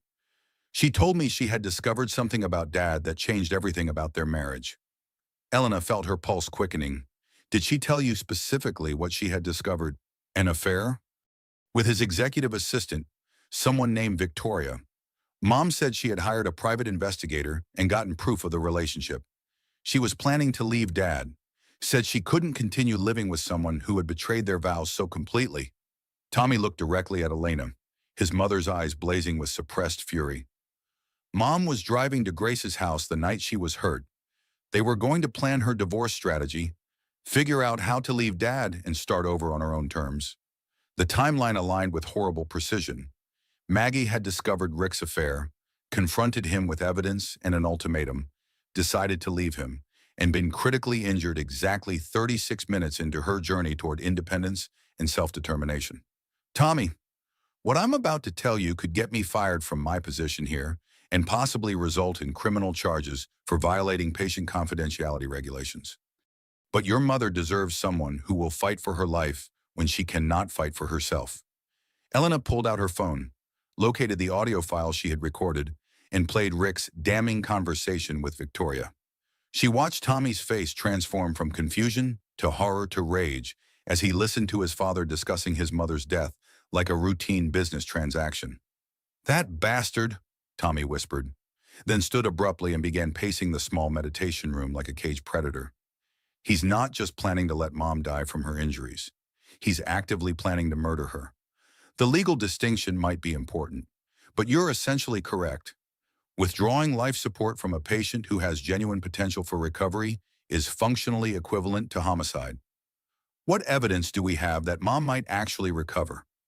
Elena felt a surge of hope at Tommy's strategic thinking. Despite his artistic temperament, he was approaching this crisis with intelligence and determination. "Your mother's most recent brain scans show measurable improvement in neural activity. Dr. Mitchell mentioned during last week's medical team meeting that her response patterns suggest consciousness might be much closer than anyone initially believed when she was first admitted. So Dad isn't making a difficult but necessary decision about end-of-life care. He's actively preventing Mom from having a chance to recover because her survival would interfere with his plans to marry his mistress and collect her life insurance money. That's exactly what I believe is happening, and we have a limited window of time to stop him before he acts on his plan." Tommy was quiet for several minutes, staring out the meditation room's small window at the hospital's memorial garden where other families had wrestled with life and death decisions. When he spoke again, his voice carried a new level of determination and focus. "What can we do to stop him? We need to gather more evidence of his intentions and his deceptions. We need to build a case strong enough to convince authorities and medical personnel that Rick is not acting in your mother's best interests." Elena realized she had definitively crossed the line from medical professional to criminal investigator. "I can't remain silent anymore. Some things are more important than job security or professional regulations." Tommy proved to be surprisingly strategic and methodical for someone whose primary occupation involved creating abstract art. He immediately began suggesting practical ways to document Rick's behavior and gather additional evidence of his murderous intentions. "Sarah is going to be the biggest challenge," he warned Elena. "Dad has been her hero since childhood. She's built her entire identity around being the successful daughter who earned his approval and lived up to his expectations. She's going to resist believing that he's capable of something this evil. But she loves your mother. She does, and she's intelligent enough to recognize truth when it's presented with sufficient evidence. We just need to be careful about how we approach her." They spent the next hour developing a comprehensive strategy. Tommy would publicly reconcile with Sarah, presenting himself as the supportive son who had returned home during the family crisis. Privately, he would work to convince her of their father's guilt by presenting evidence gradually and allowing her to reach her own conclusions. Elena would continue her surveillance of Rick's behavior and conversations, documenting everything that might be useful in building their case. She would also research the legal and medical procedures that governed end-of-life decisions, looking for ways to delay or prevent Rick from acting on his timeline. Together, they would gather allies among the medical staff and prepare to involve law enforcement if necessary. Elena found herself deleting and rewriting a text message to her sister Maria 5 times before finally sending it. When making decisions that will irrevocably change your life, we naturally second-guess ourselves even when we know we're choosing the right path. We want to be absolutely certain before we leap into unknown territory where the consequences might be severe and irreversible. "I'm doing something that might get me fired, but it's the right thing to do," she finally typed. "Someone's life depends on it, and I can't live with myself if I stay silent. I love you." The next morning brought the breakthrough Elena had been hoping for. Sarah approached her during the shift change, her usually perfect professional appearance showing signs of strain and sleepless nights. "Tommy told me about your conversation last night. He says you believe our father is planning to harm our mother in some way." Elena chose her words with extreme care, knowing that Sarah's cooperation would be essential to saving Maggie's life. "I think your mother deserves every possible chance to recover from her injuries, and I'm concerned that some people might benefit more from her death than from her recovery." Sarah's carefully constructed composure cracked, revealing the frightened and confused daughter beneath a successful marketing executive facade. "There's something I haven't told Tommy yet. Something I discovered when I was going through Dad's papers looking for Mom's insurance information." Elena waited patiently, sensing that Sarah was struggling with revelations that challenged everything she had believed about her father. Victoria has been planning a spring wedding. I found the venue contract in Dad's home office, along with catering estimates and florist consultations. The wedding date is exactly 3 months from the anniversary of Mom's accident. The timeline made chilling sense. Grieving widower remarries after an appropriate mourning period, having honored his deceased wife's memory with proper dignity. Rick gets his young wife. Victoria gains access to his wealth and social position, and Maggie's inconvenient recovery becomes an impossibility. There's more, Sarah continued, her voice trembling with suppressed emotion. I've been analyzing Dad's financial records as part of helping manage the family's affairs during this crisis.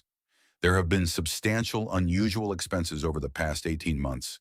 Luxury hotels, expensive jewelry, vacation rentals in destinations Mom has never visited.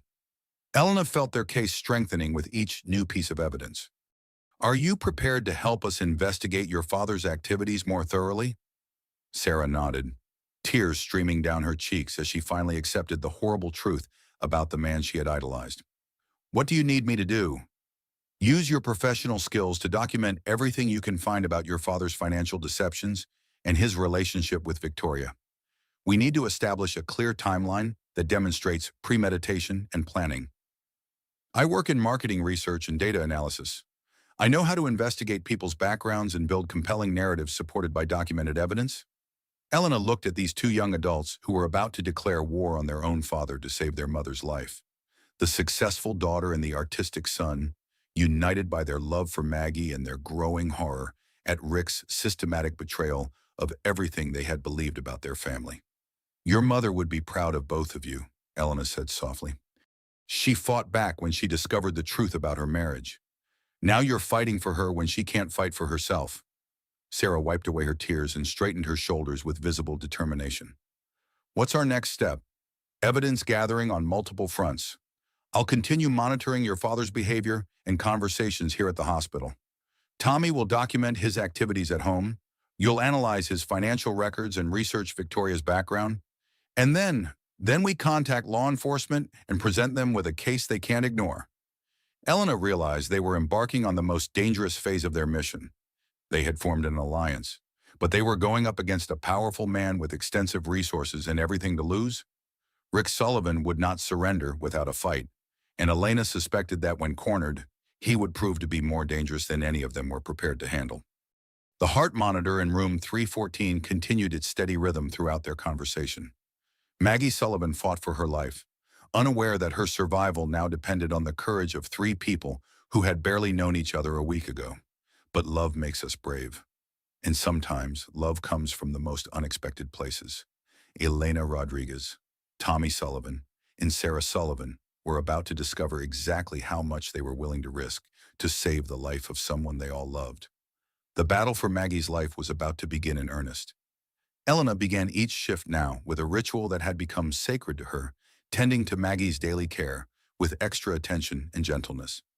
She brushed Maggie's auburn hair with long, careful strokes, applied moisturizer to her hands to prevent the dryness that came from prolonged bed rest, and spoke softly about the weather outside, the changing seasons, the small details of daily life that connected them both to the world beyond room 314.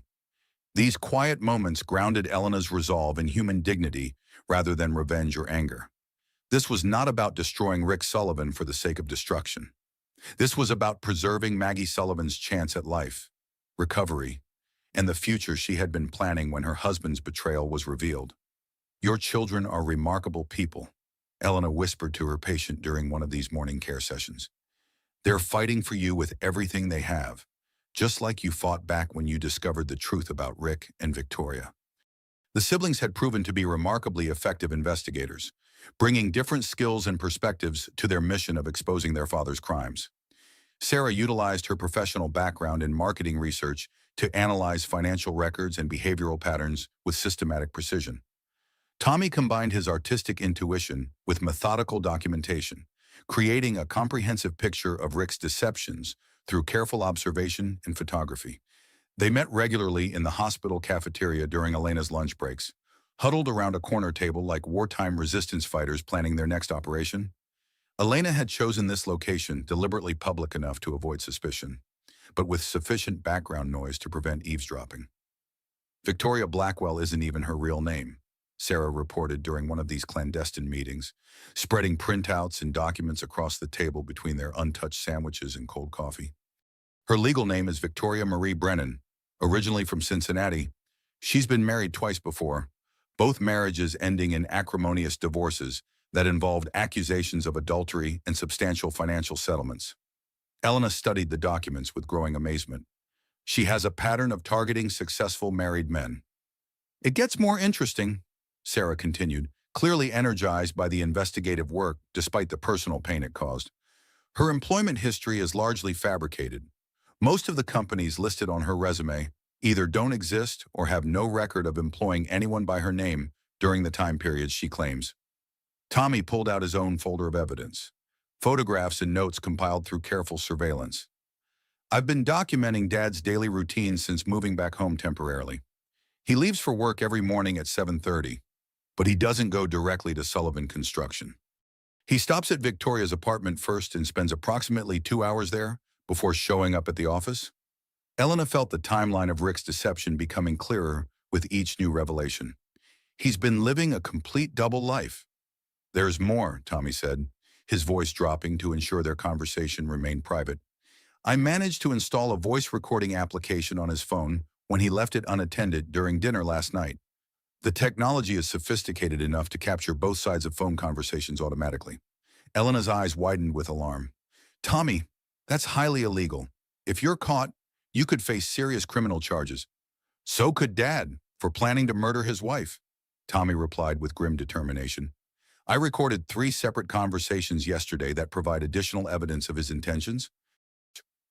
They huddled around Tommy's phone as he played the audio files through earbuds, taking turns listening to Rick's casual discussions of Maggie's medical condition and his plans for the future. In the first recording, Rick spoke to Victoria about a conversation with Maggie's neurologist. Dr. Stevens wants to try a new medication protocol that he claims might accelerate Mom's neurological recovery. I told him we prefer comfort and dignity over false hope and prolonged suffering. Elena felt her blood run cold. Rick was not just passively waiting for an opportunity to end Maggie's life support. He was actively interfering with her medical care by rejecting treatments that might improve her condition. The second recording was even more damaging. Henderson called again about the Martinez contract. Rick explained to someone Elena assumed was Victoria. The Partnership Review Board is getting nervous about the instability in my personal situation. They want assurance that my family crisis won't affect my ability to manage a $50 million infrastructure project. Elena heard the calculation in Rick's voice as he continued. I told him the situation should be resolved within 2 weeks. The medical team is prepared to discuss comfort care options if there's no significant improvement by then. The third recording provided the most chilling insight into Rick's mindset. The insurance policy alone will set us up for life. Tori, $2.5 million, plus whatever assets I inherit from Maggie's estate. We can finally stop sneaking around and build the life we've been planning. Elena, Sarah, and Tommy sat in stunned silence after listening to all 3 recordings. Rick Sullivan was not just planning his wife's murder. He was treating it like a business investment with a guaranteed return.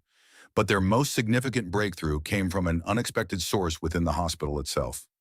Dr. Mitchell approached Elena after completing his afternoon rounds, his usual professional demeanor replaced by obvious anxiety and moral conflict.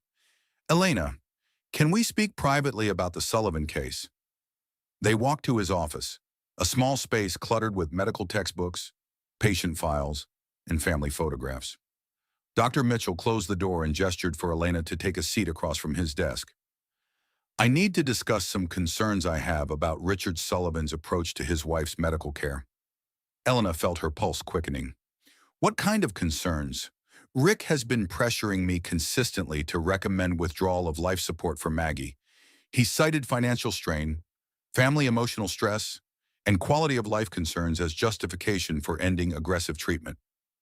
Dr. Mitchell removed his glasses and cleaned them with obvious nervousness, a gesture Elena had observed during previous difficult conversations about patient care. What's your professional medical opinion about Maggie's condition and prognosis? That's exactly why I wanted to speak with you. Maggie's condition has been steadily improving over the past 3 weeks. Her most recent brain scans show measurable increases in neural activity, response patterns that suggest genuine potential for significant recovery. Elena leaned forward with growing excitement. So Rick's pressure to end treatment is medically inappropriate. More than inappropriate, it's potentially harmful to the patient's chances of recovery. Dr. Mitchell's voice hardened with professional indignation. Rick has been asking specific questions about experimental treatments that might accelerate decline rather than promote healing. He claims he wants to spare Maggie unnecessary suffering, but the treatments he's suggesting would actually harm her prospects for recovery. Elena made a decision that would irrevocably commit her to the dangerous path she had chosen. Dr. Mitchell, what if I told you I have audio recordings of Rick discussing ending his wife's life as a business decision rather than a medical necessity? Dr. Mitchell's face went completely pale. That would change everything about how we approach this case. Elena played selected portions of Rick's most damning phone conversations. Dr. Mitchell listened with growing alarm and disgust, his medical oath clearly in conflict with the evidence of a patient's family member actively working against her recovery. This isn't grief counseling or difficult end-of-life planning, he said after hearing the recordings. This is premeditated murder, disguised as compassionate medical decision-making. What can you do to protect Maggie from her husband's intentions? I can request additional neurological consultations to establish a clearer prognosis. I can delay any decisions about comfort care by requiring multiple medical opinions. I can document Rick's inappropriate pressure and report my concerns to the hospital's ethics committee. Dr. Mitchell paused, choosing his next words carefully. Elena, I need you to understand the gravity of what we're discussing.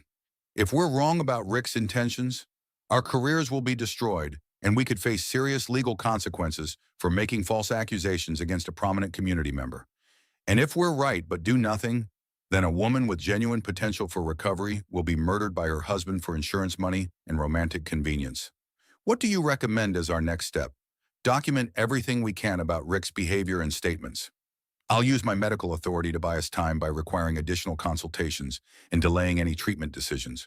But ultimately, the situation needs law enforcement involvement. That evening, Elena met with Tommy and Sarah in the hospital parking garage, a concrete structure that felt appropriately clandestine for their increasingly dangerous conspiracy against Rick Sullivan. We need to contact the police, Elena told them without preamble. Dr. Mitchell is willing to support our case with his professional medical opinion, but we need law enforcement intervention to prevent your father from acting on his timeline. Tommy had been researching local detectives who specialized in domestic violence and family crimes. Detective Brian Morrison seems like our best option. He's handled several high-profile cases involving spousal abuse and has 2 commendations for his work with crimes against women. Sarah pulled up Detective Morrison's professional profile on her phone. He's been with the department for 15 years, has an excellent conviction rate, and seems to have a reputation for taking domestic violence cases seriously, even when the perpetrators are wealthy and influential. Elena felt her hands shaking as she dialed Detective Morrison's direct number. Making an accusation against a prominent citizen required courage she was not entirely certain she possessed, but Maggie's life hung in the balance. Detective Morrison answered on the second ring. Elena hung up immediately, overwhelmed by the magnitude of what she was about to set in motion. She called back 30 seconds later and hung up again, her nerve failing at the crucial moment. On the third attempt, Elena forced herself to speak when Detective Morrison answered. Detective Morrison, this is Elena Rodriguez. I'm a registered nurse at Mercy General Hospital. I need to report a suspected attempted murder. The silence on the other end of the line stretched for what felt like an eternity before Morrison responded. I can be at the hospital in 30 minutes. Don't discuss this with anyone else until I arrive. Detective Morrison proved to be exactly what their situation required, a methodical, experienced investigator who had seen enough domestic violence cases to recognize the patterns immediately. He was in his mid-50s with graying hair, steady eyes that had witnessed too much human cruelty, and the patient demeanor of someone who understood that building solid cases required careful attention to detail. He listened to their evidence without judgment, asked pointed questions that demonstrated his experience with similar cases, and took detailed notes that would become the foundation of a criminal investigation. You've built a compelling case, Morrison said after reviewing all their evidence. Clear motive, demonstrated opportunity, recorded conversations discussing the victim's death, as beneficial to the suspect's financial and romantic interests. "Is it enough to arrest him?" Sarah asked with barely controlled desperation. "Not yet. We need evidence of active harm or immediate intent to cause death. The recordings are highly suspicious and certainly grounds for investigation, but they could potentially be interpreted as difficult family discussions about end-of-life care." Elena felt frustration building despite her respect for Morrison's thoroughness. "So we wait until he succeeds in killing her. We build an airtight case that will result in conviction rather than a premature arrest that might allow him to escape justice on technicalities." Morrison's voice carried the authority of someone who had successfully prosecuted dangerous criminals. "I'm going to request surveillance of Rick Sullivan's communications and activities. I'll also petition for a court order preventing any changes to Maggie's medical treatment without judicial review." As they concluded their meeting with Detective Morrison, Elena realized that their investigation had moved beyond family drama into the realm of criminal prosecution. Rick Sullivan was now the subject of an active police investigation for attempted murder. But Elena also realized that Rick was already becoming suspicious of the increased scrutiny his behavior was receiving. Tommy and Sarah had been asking more questions. Elena had been more attentive to his hospital visits, and the medical staff had begun delaying decisions he wanted implemented quickly. The hunter was becoming aware that he was being hunted. Detective Morrison provided one final piece of information that sent chills through Elena's entire body. "I ran a background check on your family friend Grace Campbell Morrison. She filed a missing persons report on Maggie Sullivan 3 days before the accident, then withdrew the report after Rick provided documentation of Maggie's whereabouts." Tommy stared at Morrison in shock. Grace suspected Mom was in danger even before the accident. The timing suggests she had concerns about Maggie's safety that proved tragically prescient. Elena drove home that night, feeling the full weight of their conspiracy pressing down on her shoulders. They had evidence, allies, and law enforcement support. But Rick Sullivan was wealthy, influential, and increasingly desperate. Men like Rick Sullivan were most dangerous when they realized their carefully constructed lives were about to collapse around them. Elena just hoped they could save Maggie's life before Rick decided to accelerate his timeline and eliminate the witnesses who threatened his freedom. The recording device continued capturing conversations in room 314. Dr. Mitchell delayed medical decisions with requests for additional consultations. Detective Morrison launched his investigation into Rick Sullivan's activities. And somewhere in her hospital bed, Maggie Sullivan continued fighting for her life, unaware that her survival had become the center of a battle between love and greed, truth and deception, justice and murder. Elena Rodriguez was committed now to seeing this fight through to its conclusion, whatever the cost might be to her own life and career. Some battles are worth every risk. Detective Morrison proved to be everything Elena had hoped for in a law enforcement ally: methodical, thorough, and experienced enough to understand the complexities of domestic violence cases involving wealthy, influential perpetrators. Over the following week, he conducted separate interviews with Elena, Tommy, Sarah, Dr. Mitchell, and Grace Campbell Morrison, building a comprehensive picture of Rick Sullivan's deceptions and murderous intentions. "We have established motive, opportunity, and documented conversations discussing the victim's death as beneficial to the suspect," Morrison explained to Elena during their second formal meeting in a small conference room at the police station. "The financial incentives are clear: insurance money, inheritance, elimination of divorce proceedings that would have cost Rick half his assets. The romantic motive is equally obvious: freedom to marry his mistress without the complications of a messy public scandal." Elena felt a surge of hope that justice might finally be within reach. "Is it enough evidence to arrest him? Not quite yet. We need proof of active harm or immediate intent to cause death. The recordings are highly suspicious and certainly establish grounds for thorough investigation. But a skilled defense attorney could argue that they represent difficult family discussions about legitimate end-of-life care decisions." Morrison's expression grew more serious. "We also need to be prepared for Rick to become increasingly dangerous as he realizes he's under scrutiny. Men like Rick Sullivan often escalate their behavior when they feel cornered or threatened." "What kind of escalation?" "Attempts to discredit witnesses, intimidation tactics, acceleration of their timeline for committing the crime they've been planning." Morrison leaned forward with the intensity of someone who had seen too many cases end badly. "Elena, I need you to understand that you and the Sullivan children are now at personal risk. Rick has extensive resources and connections that he can use to destroy your reputations and possibly your physical safety. Lena felt a chill run down her spine, but her resolve remained firm. What do you recommend we do?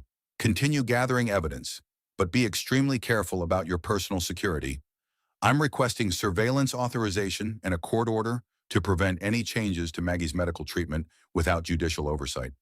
But Rick will likely realize something is wrong when those restrictions go into effect. Morrison proved prophetic about Rick's response to increased scrutiny. Elena arrived for her shift the following Monday morning to find Rick waiting by the nursing station with Victoria Blackwell and a man in an expensive suit who radiated legal authority. Rick's usual facade of grief-stricken husband had been replaced by cold calculation and barely controlled anger. "Nurse Rodriguez!" Rick's voice carried a menacing edge that made several other staff members turn to look.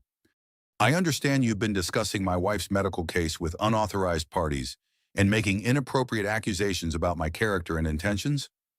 Elena maintained her professional composure, despite the intimidation tactics.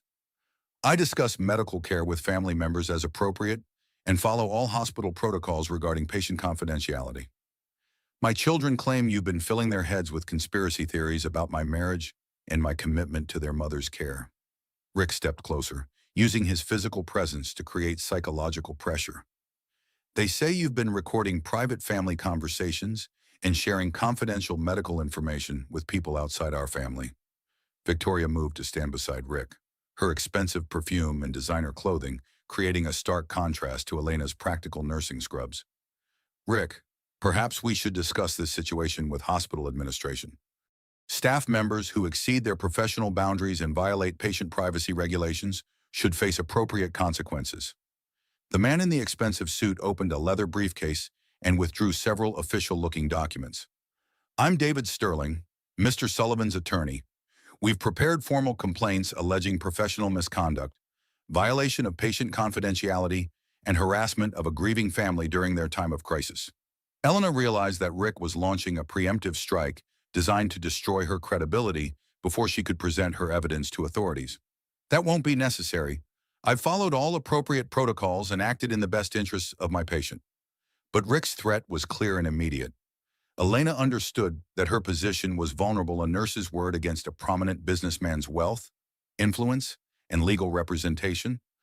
The situation deteriorated rapidly over the following days as Rick systematically attacked everyone who threatened his carefully constructed plans. Sarah arrived at the hospital that afternoon, visibly shaken, her usual professional composure completely shattered. "Dad knows we've been investigating his activities. He had his attorney contact my employer, claiming I'm spreading malicious rumors about our family during a time of crisis. They've placed me on administrative leave pending a full investigation into my conduct and mental stability." Tommy's experience proved even more devastating. Dad called my landlord and told him I was involved in criminal harassment of a grieving family. He said I was mentally unstable, possibly dangerous, and suggested that my presence in the building might create liability issues. "I have 72 hours to vacate my apartment." Elena watched these two young adults as Rick used his wealth and connections like weapons, systematically dismantling their lives to punish them for threatening his murderous schemes.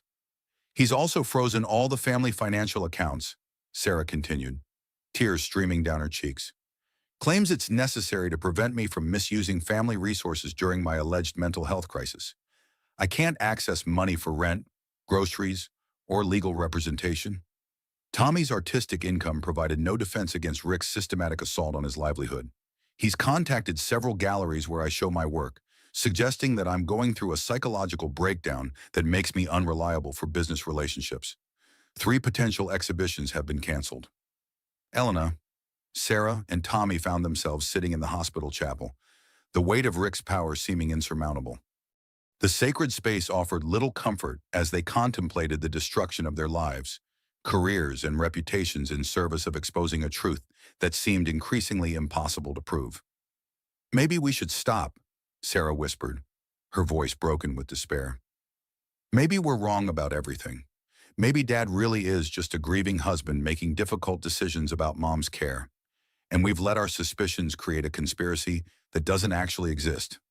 Elena looked at these two young adults, watching their faith in justice crumble under the crushing weight of their father's retaliation. She thought about her own mother, about Carlos's manipulations during Mama's final illness, about all the women who had died because nobody was willing to fight hard enough against powerful men who treated human lives like disposable assets. "We're not wrong," Elena said with quiet conviction, "and we can't stop now. Your mother is counting on us, even though she can't speak for herself or ask us to keep fighting." Elena made a decision that would either save Maggie's life or result in the complete destruction of her own future. The plan was dangerous, possibly illegal, but it represented their only chance to catch Rick in an act that could not be dismissed or explained away. "Tomorrow night, Rick will be forced to make his move," Elena explained to Tommy and Sarah. "Detective Morrison's court order restricting medical decision-making goes into effect Monday morning. If Rick is going to act on his murderous intentions, it has to happen this weekend." "How can you be so certain?" Tommy asked.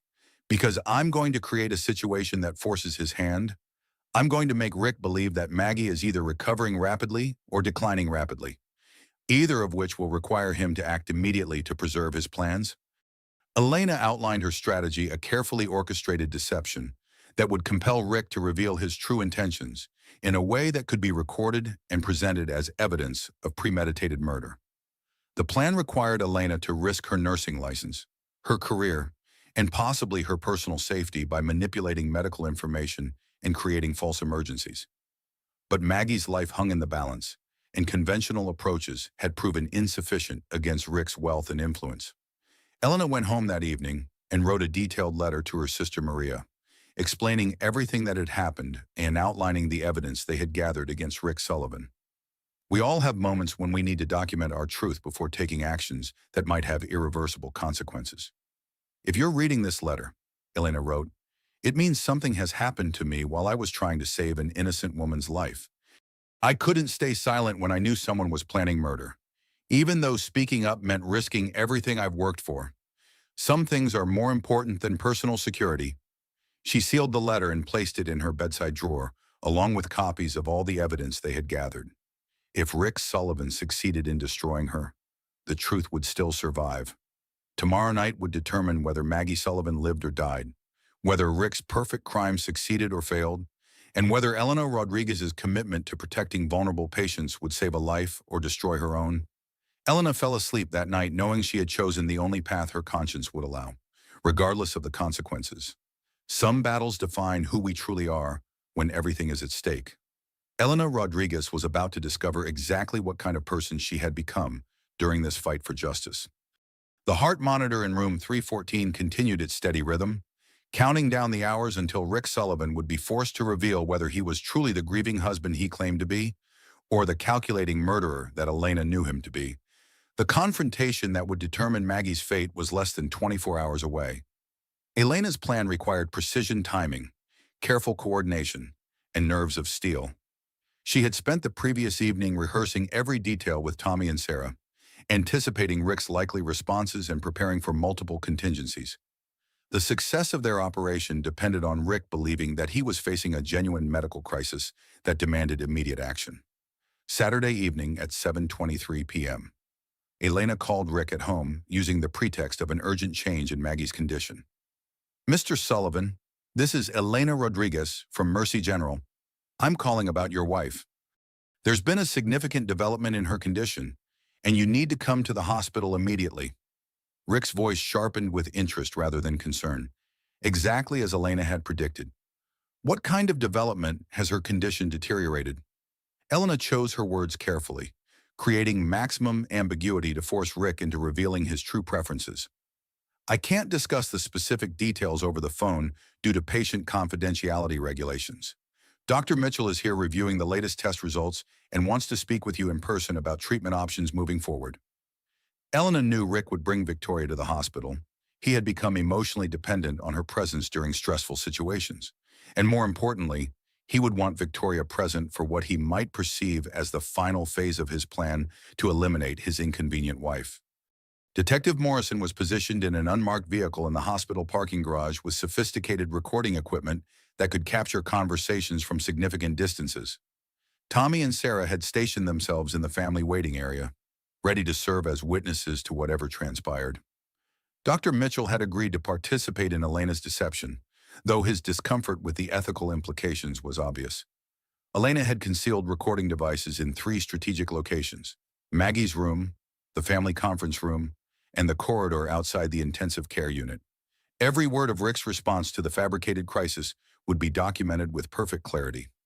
Rick arrived at 9:18 p.m. with Victoria, both dressed in expensive casual clothing that suggested they had been interrupted during a romantic dinner. Elena immediately noticed Victoria's jewelry, a pearl necklace, and matching earrings that had belonged to Maggie.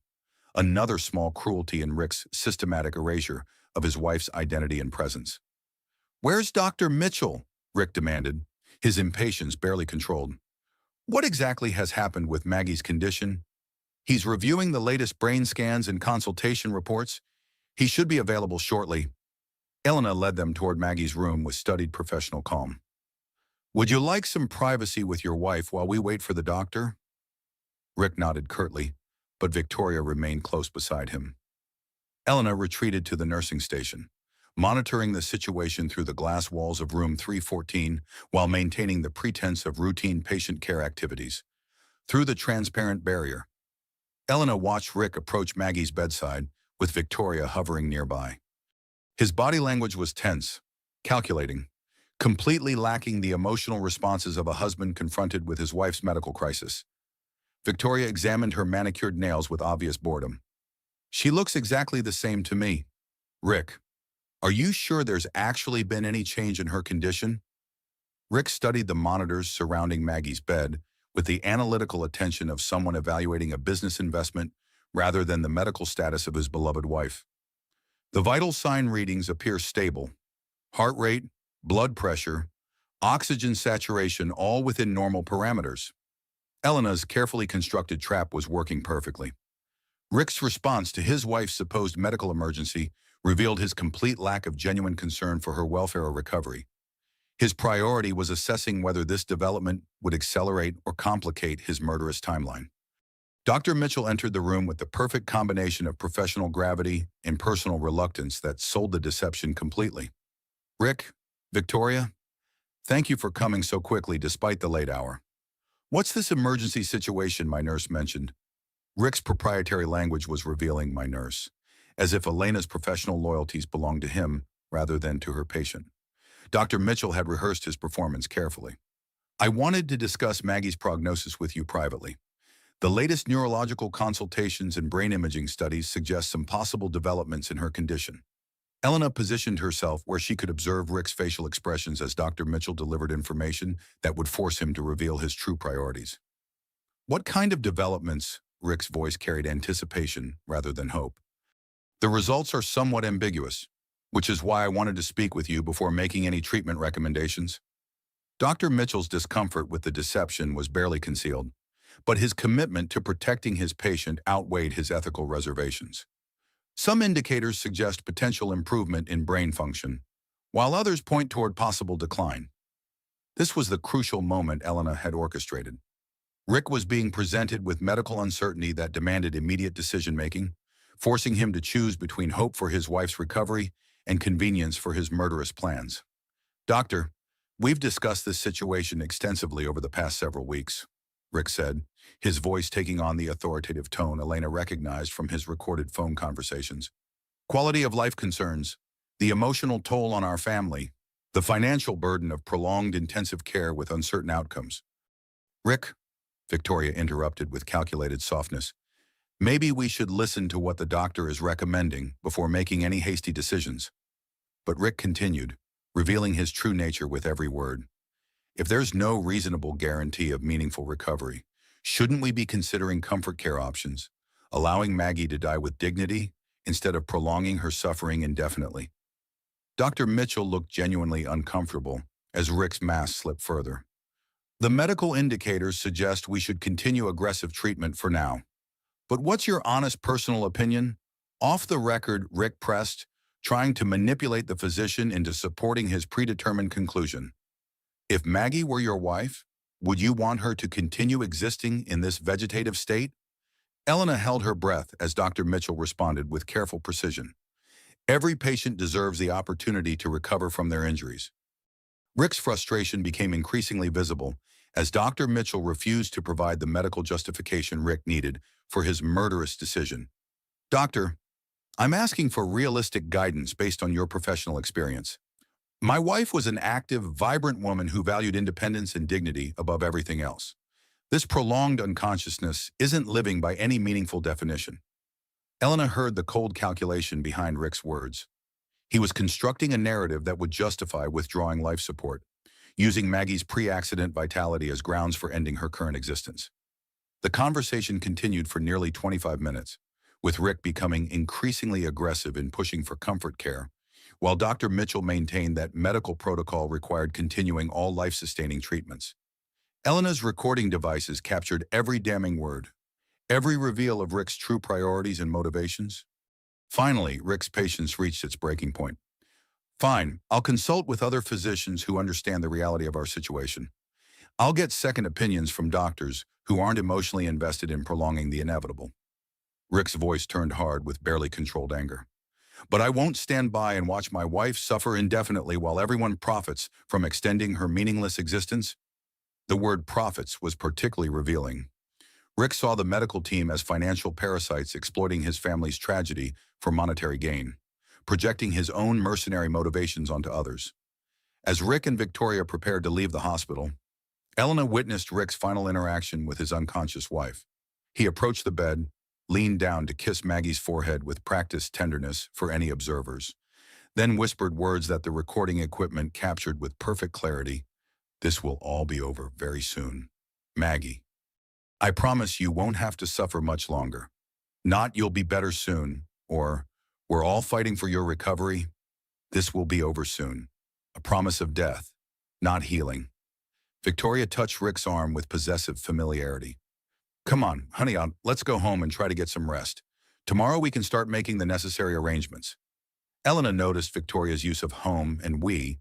She had completely assumed Maggie's role as Rick's partner, already mentally inhabiting the life she would claim once Maggie was dead. After Rick and Victoria left the hospital, Elena sat with Maggie in the quiet darkness of room 314, holding her patient's hand while processing the evening's revelations. We did it, Mrs. Sullivan. We have everything on record.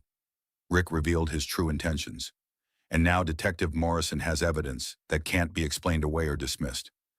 Elena had successfully forced Rick to expose his murderous plans, but she realized that she had also irrevocably committed herself to a confrontation with a dangerous man who had everything to lose. The recording devices had captured Rick's complete lack of concern for his wife's welfare, his manipulation of medical ethics to justify murder, and his timeline for eliminating the woman who stood between him and his new life with Victoria. But Elena also understood that Rick would now know he had been trapped and recorded. His next moves would be desperate, possibly violent, as he realized that his carefully constructed facade had been completely stripped away. Detective Morrison would have enough evidence to arrest Rick for attempted murder, but the legal process would take time, and desperate men often accelerate their timelines when they realize they're cornered. Elena had saved Maggie's life by exposing Rick's true nature, but she had also made herself a target for a man who had already proven willing to kill to protect his secrets. The trap had worked perfectly. Now Elena had to survive the consequences of her success.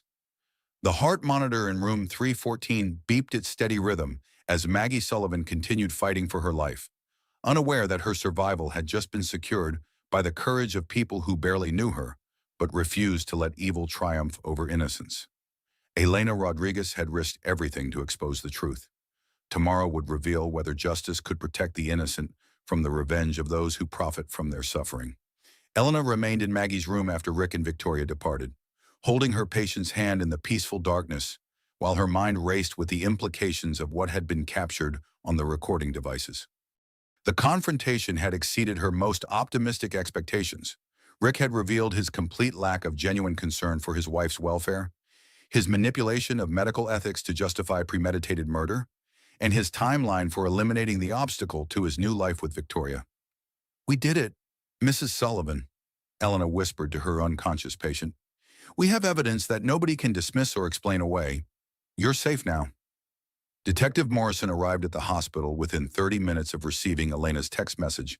accompanied by 2 additional investigators and a prosecutor from the district attorney's office.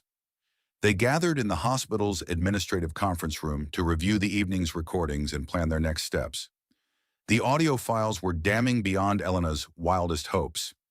Rick's voice, cold and calculating, discussing his wife's life as if it were a business problem requiring efficient solution.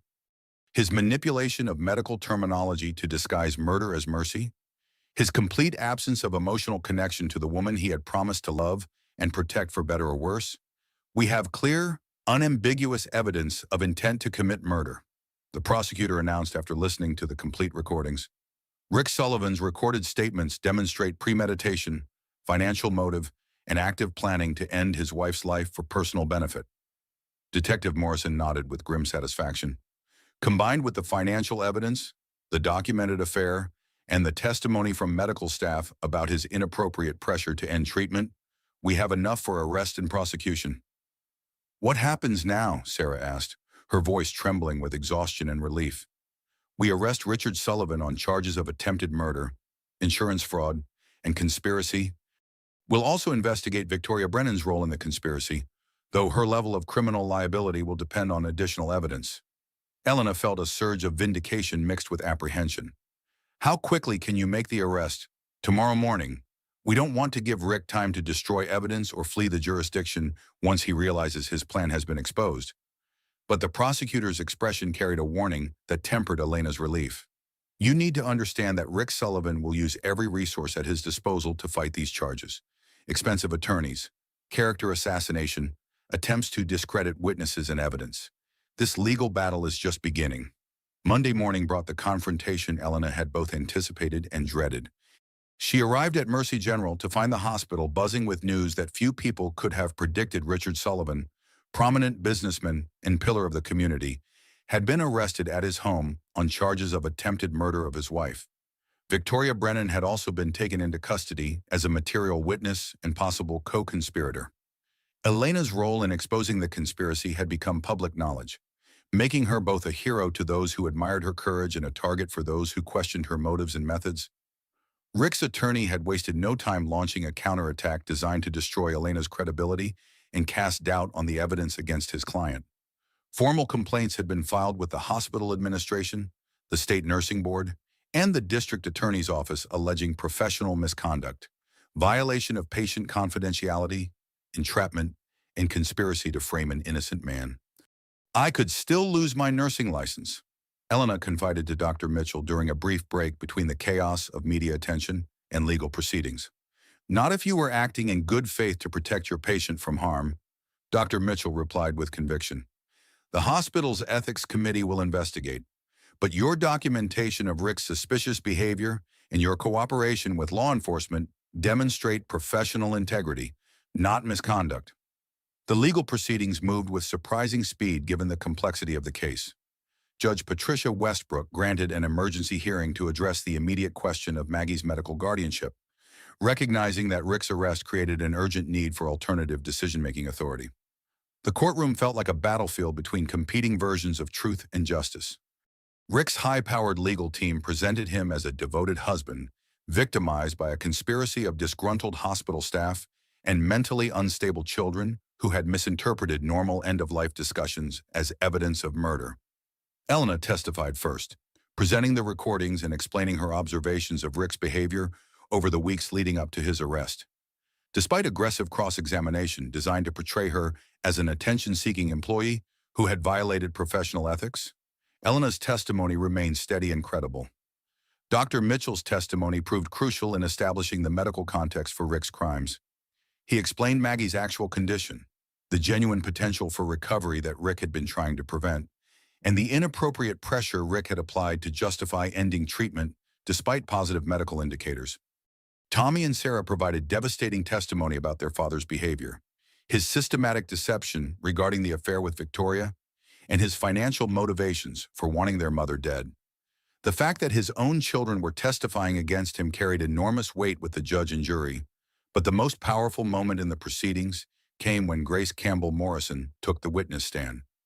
"Maggie called me on the night before her accident," Grace testified with quiet strength. She had discovered Rick's affair with his assistant and had confronted him about it earlier that evening. He told her she would never survive on her own, that she was nothing without his financial support and social connections. Grace's voice grew stronger as she continued. Maggie laughed at him. She said, "Watch me, Rick. Just watch me prove you wrong." "What happened next?" the prosecutor asked. Maggie was driving to my house so we could plan her divorce strategy when the accident occurred. She was finally ready to leave him and start over on her own terms. Grace looked directly at Rick, her gaze steady and unforgiving. She texted me at 9:47 p.m. saying, "He chose her. Now I'm choosing me." The accident happened 36 minutes later. Judge Westbrook listened to every piece of testimony with growing concern and disgust. The pattern was unmistakable: a controlling, manipulative husband whose wife had discovered his betrayal and planned to leave him, followed by a convenient accident that left her helpless, followed by systematic efforts to end her life before she could recover and expose his crimes. Given the overwhelming evidence of conflict of interest, criminal intent, and active conspiracy to harm the patient, Judge Westbrook ruled, "I am immediately removing Richard Sullivan as medical decision-maker for Margaret Sullivan. Guardianship is transferred jointly to her children, Thomas and Sarah Sullivan, with court oversight to ensure all decisions prioritize the patient's medical interests and recovery potential." Rick's face went ashen as he realized that his carefully constructed plan had not just failed, but had been completely exposed and documented for legal prosecution. Victoria, sitting in the gallery, looked like someone calculating her odds of escaping prosecution by cooperating with authorities against her former lover. But the story's most miraculous and satisfying development occurred 3 weeks after Rick's arrest. Elena was conducting her evening rounds when she noticed something extraordinary in room 314. Maggie's eyes were not just open, they were tracking movement across the room, following Elena as she moved between the medical equipment and the bedside table. "Mrs. Sullivan, can you hear me?" Maggie's eyes focused on Elena's face with unmistakable recognition and intelligence. A slight but deliberate nod, the first voluntary movement she had made in nearly 3 months of unconsciousness. Elena's hands shook with emotion as she immediately called Tommy and Sarah. Within an hour, room 314 was filled with tearful reunions and joyful celebration as Maggie slowly began awakening from the coma that had nearly cost her life. Her recovery proved to be gradual but remarkable. Physical therapy to rebuild muscle strength and coordination, speech therapy to regain communication skills that had been dormant for months, occupational therapy to relearn the basic activities of daily living. Each day brought measurable progress, new abilities recovered, fresh evidence of the miracle they had fought so hard to preserve. But perhaps most importantly, Maggie's cognitive functions returned intact. Her memory of events leading up to the accident remained clear: Rick's affair, her decision to leave him, her determination to reclaim her independence and dignity. She remembered driving to Grace's house to plan her new life. She even remembered some conversations and sounds from her time in the coma, including Elena's voice reading to her and fighting for her survival. 6 months later, Elena visited Maggie in her new downtown apartment, a bright and cheerful space that reflected her recovery and newfound independence.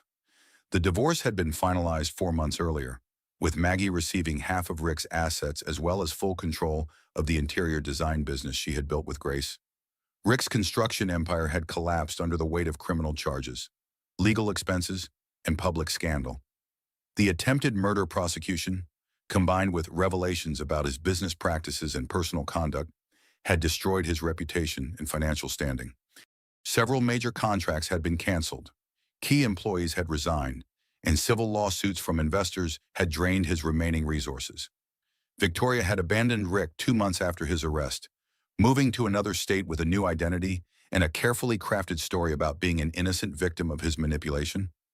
Gold diggers, Elena reflected, always abandon sinking ships with remarkable speed and efficiency. The ultimate justice was poetic in its completeness. Rick had not just lost his wife, but everything he had valued more than her life: his wealth, his reputation, his freedom, his future, all sacrificed in pursuit of a perfect crime that had been exposed by the very woman he had tried to kill. Maggie moved with grace and confidence as she prepared tea for their visit, her recovery nearly complete except for some minor short-term memory issues that continued to improve with time. She had transformed from victim to survivor, from someone who had nearly been erased by her husband's greed into a woman who had literally fought death and emerged victorious. Elena, I need you to understand something that might sound impossible, Maggie said as they settled into comfortable chairs by the window overlooking the city. During the coma, I could hear almost everything that was happening around me. Your voice reading to me, talking to me, fighting for me when everyone else had given up hope.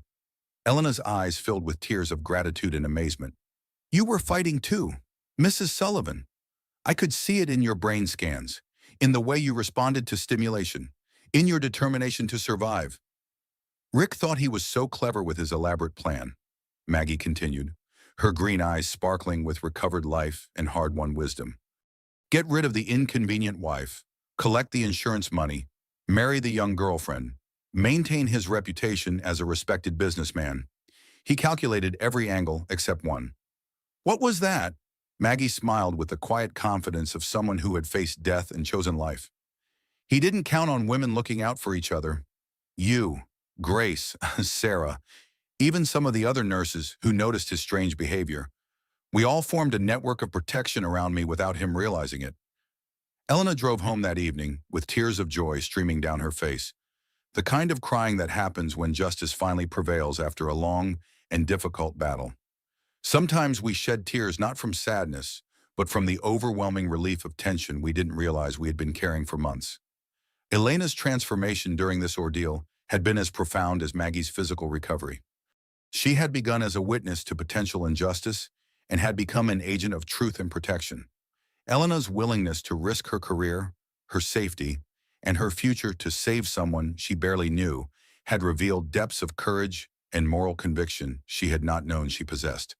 The final validation came in the form of recognition from the State Nursing Association, which presented Elena with their highest honor for professional courage and patient advocacy. But more meaningfully, Elena had discovered her true calling as someone who would fight for vulnerable patients when they could not fight for themselves. Elena's wisdom, earned through this harrowing experience, was profound in its simplicity. Sometimes being truly professional means being completely human first. Rules and protocols exist to protect people, but when institutional systems fail, individuals must have the courage to step forward and do what is right regardless of personal consequences. The story concluded with both Elena and Maggie working together at a domestic violence shelter, using their shared experience to help other women recognize the signs of manipulation, control, and abuse before those patterns escalated to life-threatening violence. Elena continued her nursing career, but now with a specialization in patient advocacy and family crisis intervention. Maggie used her interior design skills to create safe, healing spaces for women escaping dangerous relationships. Their friendship, forged in the crucible of a life-and-death struggle against wealth and power, continued to thrive as they helped other women find the courage to choose themselves over relationships that threatened their survival and dignity. Elena's final moment of validation came in a quiet conversation with Maggie during one of their volunteer shifts at the shelter. I wasn't being paranoid that night when I heard Rick's phone call. Elena reflected. I wasn't overreacting or creating conspiracies from innocent conversations. I knew what I heard, and I trusted my instincts even when it meant risking everything I had worked for. You saved my life by refusing to be silenced, Maggie replied. You proved that sometimes the most important thing you can do is trust yourself when you know something is wrong, even if no one else believes you. The heart monitor that had once counted the fragile moments of Maggie's survival in room 314 was now silent, no longer needed. Maggie Sullivan had not just awakened from her coma, she had awakened to a new life of independence, dignity, and purpose. Elena Rodriguez had discovered that love makes us brave, and that sometimes love comes from the most unexpected places. A nurse who barely knew her patient, but refused to let evil triumph over innocence. Rick Sullivan's perfect crime had been destroyed by the one thing he had never understood or valued: the strength of women who refuse to be silenced, who protect each other, and who choose truth over convenience even when the cost is enormous. The nurse had been recording. Because of her courage, a woman lived, justice prevailed, and the power of human decency triumphed over greed, manipulation, and murder. Some battles define who we truly are when everything is at stake. Elena Rodriguez had discovered that she was someone willing to risk everything to save a life, and that discovery had transformed her into exactly the kind of person the world needs: someone who listens to the vulnerable, speaks for the voiceless, and never stops fighting for what is right. Justice served, truth revealed, love victorious. The story ended not with revenge, but with redemption. Not with destruction, but with healing. Not with silence, but with the powerful voice of someone who refused to let innocence be destroyed by evil. Elena Rodriguez had kept her promise to Maggie Sullivan. "I won't let him hurt you." In keeping that promise, she had saved not just Maggie's life, but her own soul, and had proven that sometimes ordinary people are capable of extraordinary courage when love demands it. The recording had captured the truth. The truth had set them both free. Elena's courage saved a life, but stories like this need to be shared so others can recognize the warning signs. If this opened your eyes to how manipulation and control can hide behind wealth and respectability, hit that like button to help others find this story.